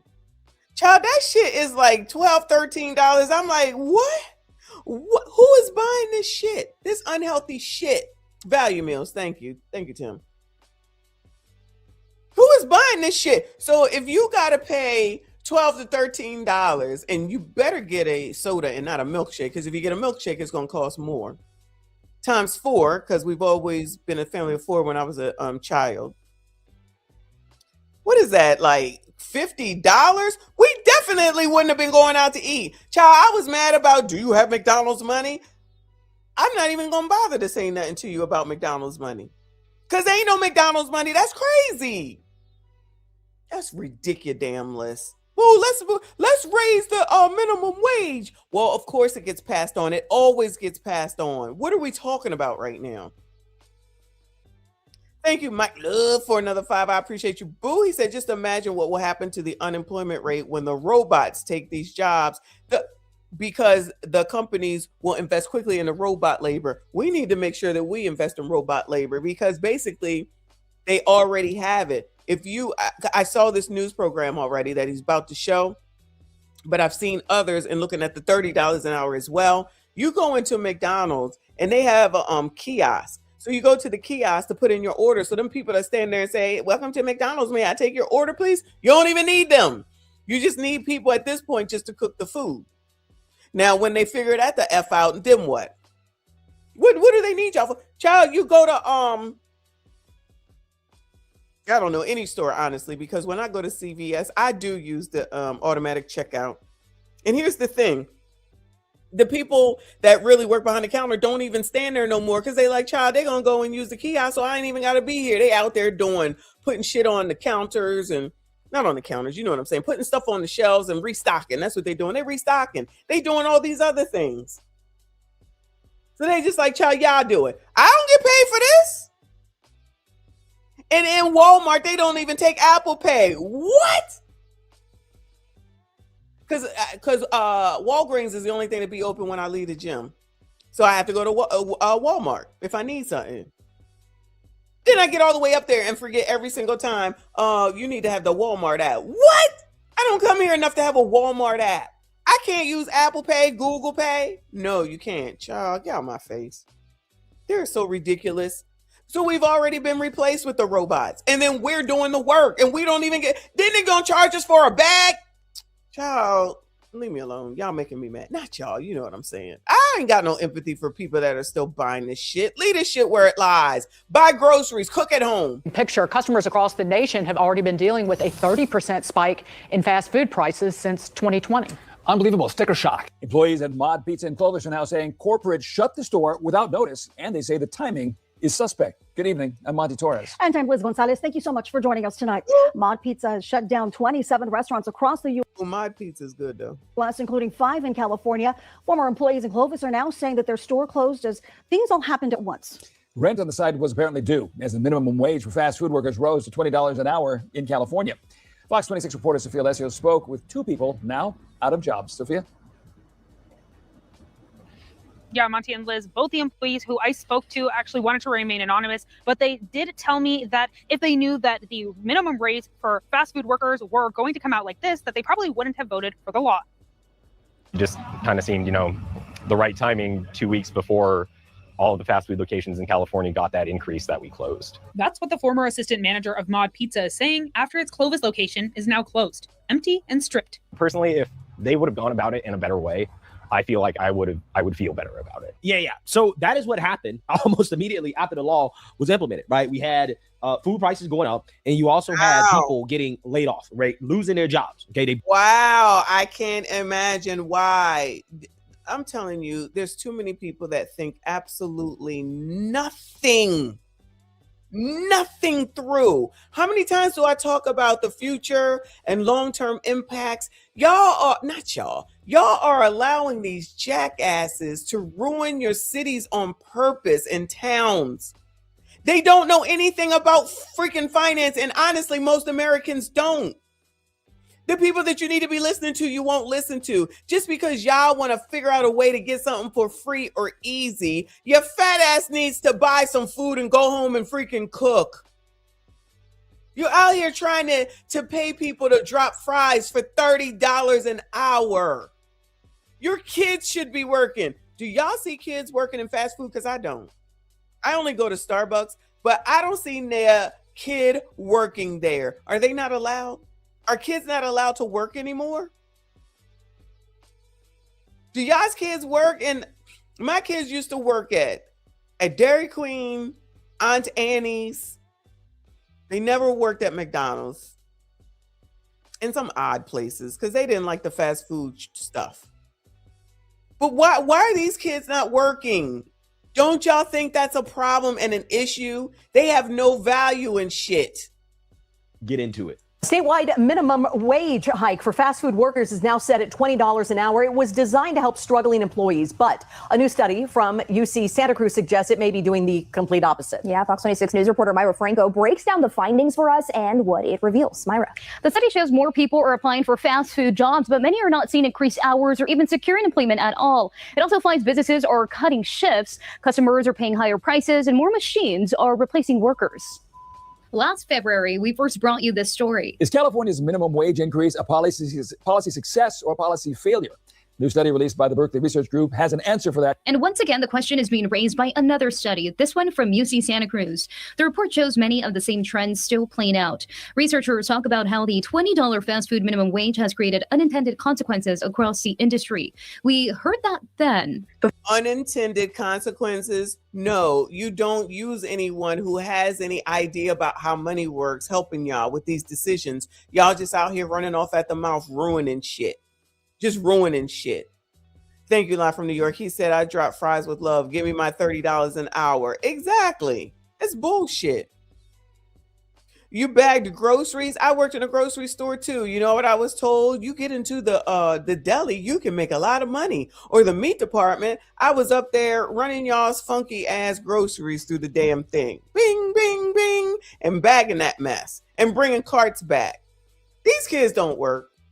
Shout out to whoever just said that their kid works in a law office. Before the wage increase, they had a certain amount of hours. They're going to end up with the same check because their hours are severely decreased. It's survival mode. Continue to read and see in real time, owners that are upgrading, they're getting kiosks, they're not having people work as many hours, people aren't getting overtime, people aren't expanding in the state of California. Oh, wait, you mean to tell me what happened is exactly what conservatives and economically literate people said would happen? Amazing. For example, these people wages, even though their hourly wage may be going up, right? Their overall take home is not. And the reason why is because you have the owners of the businesses have decided, hey, you know what? They just won't work as much, right? They just won't get as many hours. We're going to replace them with robots. Amazing. They're going to do everything that they can in order to make sure that their overall take home doesn't go up due to the minimum wage increase. Well, this will be Donald Trump's fault somehow, some way. Right? It's almost as if you can't just arbitrarily increase the cost of labor and expect for owners to eat it, right? Like they're not going to cut in other places, right? They're going to increase prices or they're going to cut spending somewhere else. They're going to cut hours. Okay. They're going to cut something. Something's going to be cut. They're going to replace workers with robots. Yeah. I mean, we all said that this is what was going to happen, right? But no. Democrats and lefties said, no. They need a livable wage, right? No single mother should have to struggle because they don't become a single mother. That's crazy talk. Don't become a single mother. Well, it's too late now. Okay, well, that doesn't mean that everyone else changes for you. You go work with your child's father, make it work. Like you're going to sit up here and say $30 an hour. That doesn't resolve and solve anything. Y'all don't think because you don't know shit about money, which clearly those that keep having kids by themselves. What did I say earlier? These people today, I'm telling you, this could be true. Y'all sitting up here trying to do shit on your own because you swear you could do everything on your own, because you swear you know everything, because you swear you got all the answers, because you swear that your grandparents were going through shit.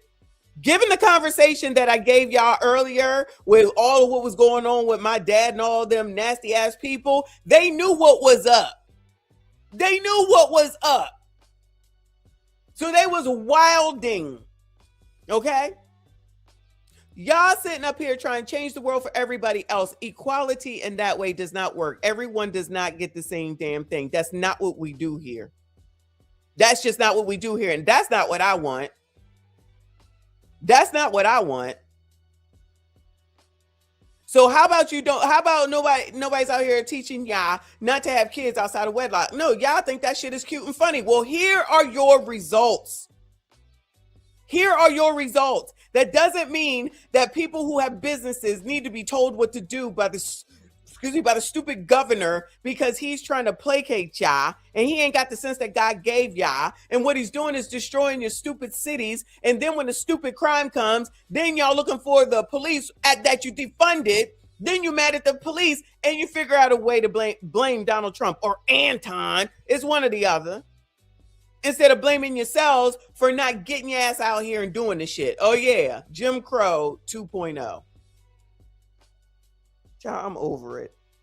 I'm so tired. This is so stupid. This is so stupid. Work at McDonald's, they should be able to afford a home and a nice expensive car and to feed their 5. Oh, and then when they do get some money, what do they do? I got to do a video or see what they're doing on TikTok with regard to taxes. Because what I understand, they are doing hauls on the anticipation of what they said they was getting back from the daggone government for their taxes. Taxes that are higher, returns money that they're getting higher than ours because they didn't have a bunch of kids and they're a single mom. So if it's more important for you to be a single mom and to go get a big tax return, make sure you're taking care of Easter, Christmas, Thanksgiving, back to school, birthdays, Valentine's Day, because we don't give a damn.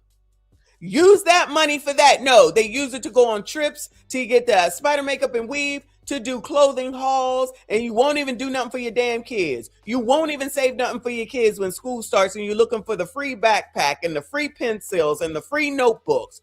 Always looking for something for the damn free. You do it. Children, right? Like, I don't know, man. I'm not entirely sure if that's how it works, right? Or that's how it should work. These jobs are entry-level jobs, okay? They're jobs for teenagers, for children. Kids should be doing these jobs, right? Kids do not need a quote-unquote livable wage, right? A minimum wage, that's reasonable, okay? It's fine, okay? Because teenagers live. They can have $7 an hour. I feel like my kids maybe got about $7 an hour. But then my youngest would always get the team lead job because she was so good at it. So she was probably getting more. Like, what do y'all want? Make your kids go to work and you get a real job and stop being out here effing on your own and doing it on your own, getting this big old tax rebate and still have no money by the time May get here. With their parents. And they work at these restaurants. They work in these minimum wage jobs in order to take home a little bit of extra money, not to live off of it, right? These jobs were never meant to provide a living wage, okay? They were not meant for somebody who's working as a cashier to be able to afford, a nice extravagant home, a car, and all the luxuries because they, again, work at McDonald's as a cashier. That's not what it was designed for. It's never designed for that. These jobs are meant for. I honestly, I think it was my mother that I had this conversation with, and I'm just like, what? Everything is expensive, then get a job. This is it. Stuff is going to continue to go up. This is not it. This is for your kids to work at. It's not supposed to afford you a $400,000 job or house to drop fries at McDonald's. I keep saying drop fries because I love the fries at McDonald's way back in the day. I love the closing shift too, because child, we used to take all the food and be mad if nobody had any extra food left over. Those were the days, child. B Strizzle, thank you, boo. Member for 5 months. Shout out to you and all the channel members. I see you. I appreciate you. He said, I always see foreigners at the window after ordering through the AI machine. I cannot attest. The only drive-thru I go through is Starbucks. And they be blacks and whites. That's it. That's all I see. Anyway, y'all make sure you hit the like button for me. Subscribe if you are new. Or teenagers, okay? And that also keeps the price low. Okay, it also helps keeps the cost of food down. But hey, ultimately today, I will say this: the cost of fast food going up could be a good thing. That means people eat less fast food. No, they're gonna Klarna it, Affirm it, DoorDash it on top of it, and still get that mess. Say I'm lying. Which hopefully means our society gets healthier, right? I'm not lying. It's really not. No, okay. I think probably the last time I ate fast food was, I don't know, maybe 4 weeks ago, right? I don't eat fast food, so. Yeah, I don't eat fast food either. I'm gonna at least go sit my ass down and eat something good. Shout out to Texas Roadhouse. Let me move this along. Yeah. And we're hearing it again. We circled back with Tom Monzo, the founder of the California Business and Industrial Alliance, to get his take on this study and how things are looking for businesses now. You can't deny what's happening to this industry. You can't deny that places are closing. Big chains are closing. People are getting laid off. I mean, there's no denying that. And I think the studies have always proven it. This recent study found that more people are applying for these higher paying jobs, but few are getting hired because there are only a few of these jobs. Many companies are now turning to automation like self-service kiosks and mobile ordering. Even with fewer employees, restaurants are charging more to pay those employees more. These findings also push back against a study conducted in September of 2024 by UC Berkeley's Institute for Research on Labor and Employment, which found the wage increase boosted pay, did not force job cuts, and prices only slightly went up. We reached out to the author of that study, and he provided us with the following statement. I stand by the results in our earlier study, which relies on objective data, controls for seasonality and the demand for fast food, and carefully distinguishes between correlation and causality. We are again about to issue an updated version. It corroborates our earlier findings. In the study, UC Santa Cruz researchers also spoke with a McDonald's franchise owner in the Central Valley of 18 locations. They found employees got their hours cut by over 11.5% after the wage law took effect. That drop equals to about 62 full-time jobs. Researchers say based on the 2 years of data, the same pattern may be happening across the state and not just in Santa Cruz. Kim Madison. All right, Myra, thank you. Now, the research is also showing that restaurants are opening later and they're closing earlier to manage their costs. And So in other words, you're not even getting all the hours you used to. To ripple effects on small family-owned restaurants that are not required to pay $20 an hour, but are still facing wage pressure and tight profit margin. Yeah. Yeah. Some more liberal dumb shit, because y'all got to get stuff for freaking free instead of going and working and partnering, lest we not forget that part. And then somebody's supposed to have all this empathy and sympathy. We like free stuff. So we came out here to get all this free stuff. But then the car saying, you can't get the free stuff. What? Cause the people want to take it. And how y'all gonna take some stuff that ain't even yours? It's free.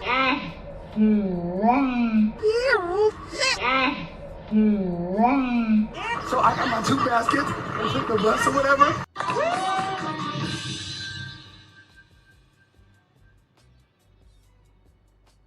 Wait a damn minute. We get down here, we get some free stuff.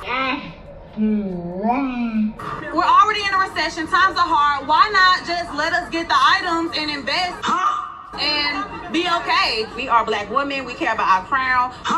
Why not give back to the community and let us get the product? The tools, any other eviction. Child, that's all y'all want. It's some free shit. Anyway. All right, so that's the end of that. Shout out to BCP. We ain't done one of his videos in a while. Now we're going to take a look at If You Stand. Shout out to y'all. If not, I understand, y'all. I did not plan on being here this daggone long, but I got one more. We're going on almost 3 hours, y'all. So if you haven't noticed, shout out to Anton, who was talking this morning on a Millionaire Morning Show about how he ain't worrying about the peons. He don't give a damn about the low-hanging fruit. Let them do what they do. We got big things to take care of. He just did the Stephen A. Smith show. Not sure when it will come out, but of course we will take a look at it. And it seems that there may be some issues with all of the Anton said people who just keep going over everything that his whole catalog, right? And watching everything that he does. So there may be some issues. Y'all know that Tasha K is in it now. And yeah, we watched that yesterday, child. Her and the enunciation of them P's was pissing me off. But there might be some issues in the ranks of all those who hate Anton train. So this is a video that just premiered from LTTV. And it says Tasha K and Lakeisha Keisha have GoFundMes. Oh no. What is going on? Why would Tasha K have a GoFundMe?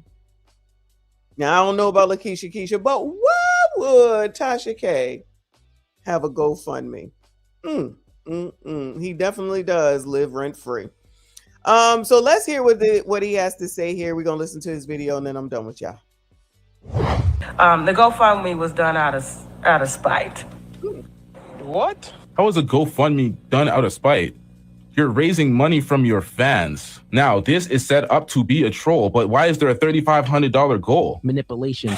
Donations.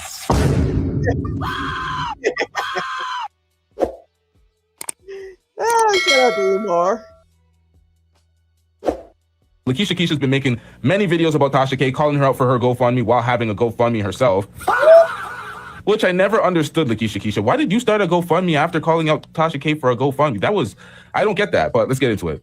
Wait, she started the GoFundMe after finding out that Tasha got a GoFundMe? Well, listen, I don't know Lakeisha Keisha's story, but I forget who we was listening to. Oh, I think it was Tyranny. She said that all single moms should have a GoFundMe, child. Anyway. Black man. You need your money. Okay?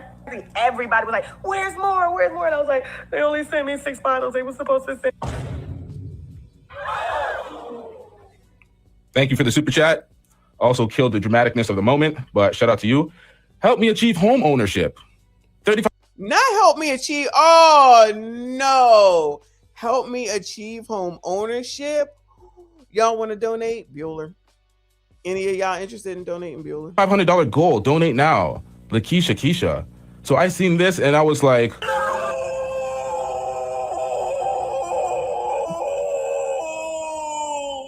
why? Why is there a why are you calling out folks for a GoFundMe and there's a GoFundMe here? I'm just like, I'm confused. I don't get it. I don't get it. Tasha K said her GoFundMe was spite or some shit. I'm like, please, spite for a GoFundMe, so you're gonna raise money from the people that fuck with you off of spite for some, but for who? It made no sense. Yeah. It made no sense. So, and I do want to clear up the messaging because I'm not going to be talking about this anymore. This is going to be my last time addressing this whole situation with the GoFundMe, because what happened was, the loudest in the room is the narrative. And unfortunately, sometimes we have narratives that just go beyond us. We know why we started the GoFundMe. We know that. And that's only one revenue stream.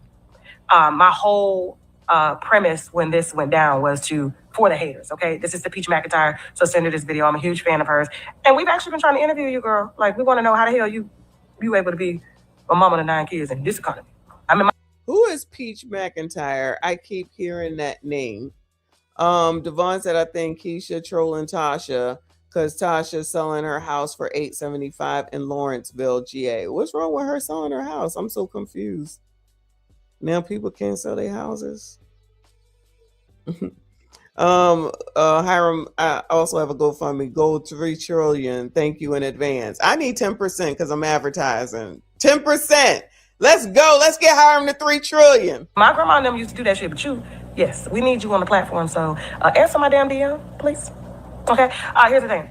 So the Peach McIntyre, right? I do know who Tasha K is, and I wish that you had been around for the beginning of how this all happened. But of course, headlines and especially legacy media headlines take the story. But the GoFundMe was done out of spite. Okay. Weirdo. But of course, headlines and especially legacy media headlines take the story. But the GoFundMe was done out of spite. What? How is a GoFundMe done out of spite? You're raising money from your fans. I'm sorry, she's gonna explain it. Okay. The courses and the mentorship program, that's what this was really about. Okay. And that's what we're rolling out. That is going to be the main culprit in how we restructure and expand our business. That's all this is. This is not about paying this down, because every business has debt, and we're going to continue to have debt, whether it's through legal fees, whether it's through admin fees, whether it's through contractor fees, employee fees, insurance fees. Insurance is a bitch. Okay, that shit's expensive. Between insurance and the lawyers, they're expensive. The rest of the stuff is not even like that. So, I know that you probably got one message, but the message has always been Tasha K is going to be pouring back into the community to help expand. We got the pouring back into the community. Child, she was just out here just talking. Just saying any old thing. Girl, what are you talking about? What is going on? I'm so confused. To the community, you got to pour back into Cardi B. You got to pour back into Cardi B's wallet after that judgment. But chat, hit the like button. The likes are rather dusty. I don't know why the likes ain't be catching the views. Like, can we catch the movies, TV shows, all of that? So thank you so much for just reinforcing that. And that's why I've always followed you and supported everything that you got going on, sister. I love you. And yes, that has always been in motion. And so, yeah, we will be doing mentorship, private courses, all of that. And they will definitely help us to expand, restructure, and keep growing. So why does everybody, whenever they're hurting for money, they talk about these courses, these seminars? Because they want you to buy the courses and the seminars. That's going to help a sister out. Help a sister out. These, like, why? Hide the money, y'all. There's poor people, right? Allegedly. With your broke ass. To TV, radio, and other lanes. So thank you. Y'all can stop sending me her video, okay? Chin is up. Into TV, radio, and other lanes. So thank you. Y'all can stop sending me her video, okay? Chin is up. And yeah, I'll see you guys on Monday. Don't fuck around and let Wino Fest, Wino Weekend, Take Essence Fest. Child, sometimes I don't be listening to Tasha. I don't watch her, but she be sounding crazy to me. To me. Okay. GoFundMe Tasha K, boo. And don't forget, if you don't want to GoFundMe, boo, we got the classes. We got the classes in the mentorship or whatnot. I love y'all. Now I gotta go. Bye. That's Tasha K's house in the background. So this is Tasha K's house in the background. Now, this is set up to be a troll, but why is there a $3,500 goal? Manipulation. Donations. Why is this a troll? Why would you need to troll Tasha K? I'm so confused. I don't, child. Donations.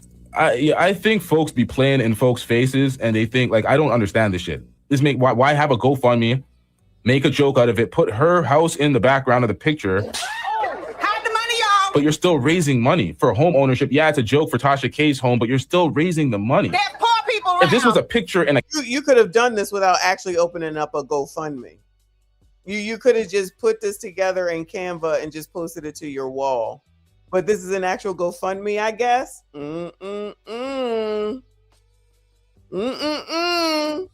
I get the scammy part now, yeah. a gag for a video and the GoFundMe never existed in reality, then we're going with it. Right.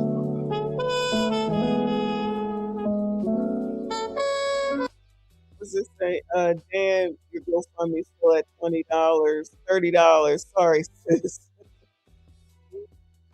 She said, yes. See, I can't really see. People like to be scammed because you will give to a scammer who makes millions. Yup, let them keep getting scammed. Well, child, there's people who've been giving Umar money for years. Like, let people do what they're going to do. So should I start a fake GoFundMe so I can say, yeah, Umar's scamming. So at the end of the day, so would I be, right?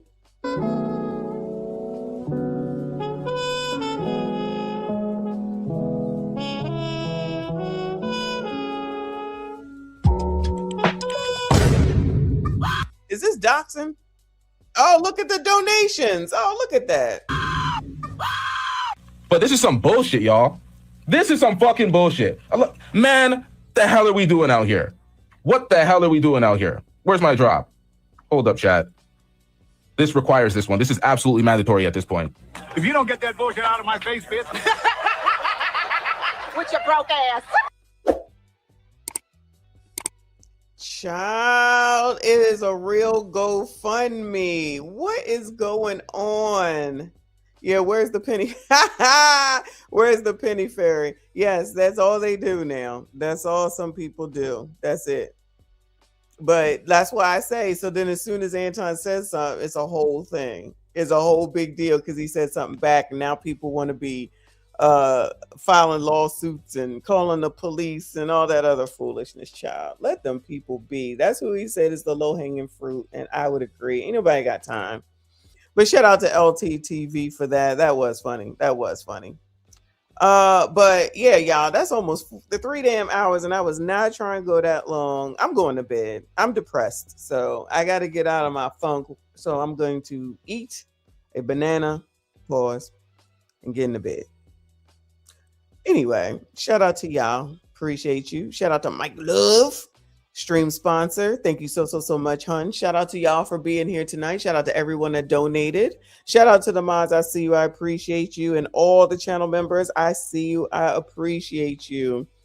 Yes, tonight is 5150 night, so I'll be waiting for Flacco's video, and then we will cover that. Hopefully it comes out tomorrow, but if not, then it will be the next day. Tomorrow is People Wednesday. We'll see if I go to work. Y'all make a bet on that. All right. Thank you so much. I appreciate y'all. Please make sure you hit the like button, subscribe. If you are new, make sure you comment. I see you all in the next one.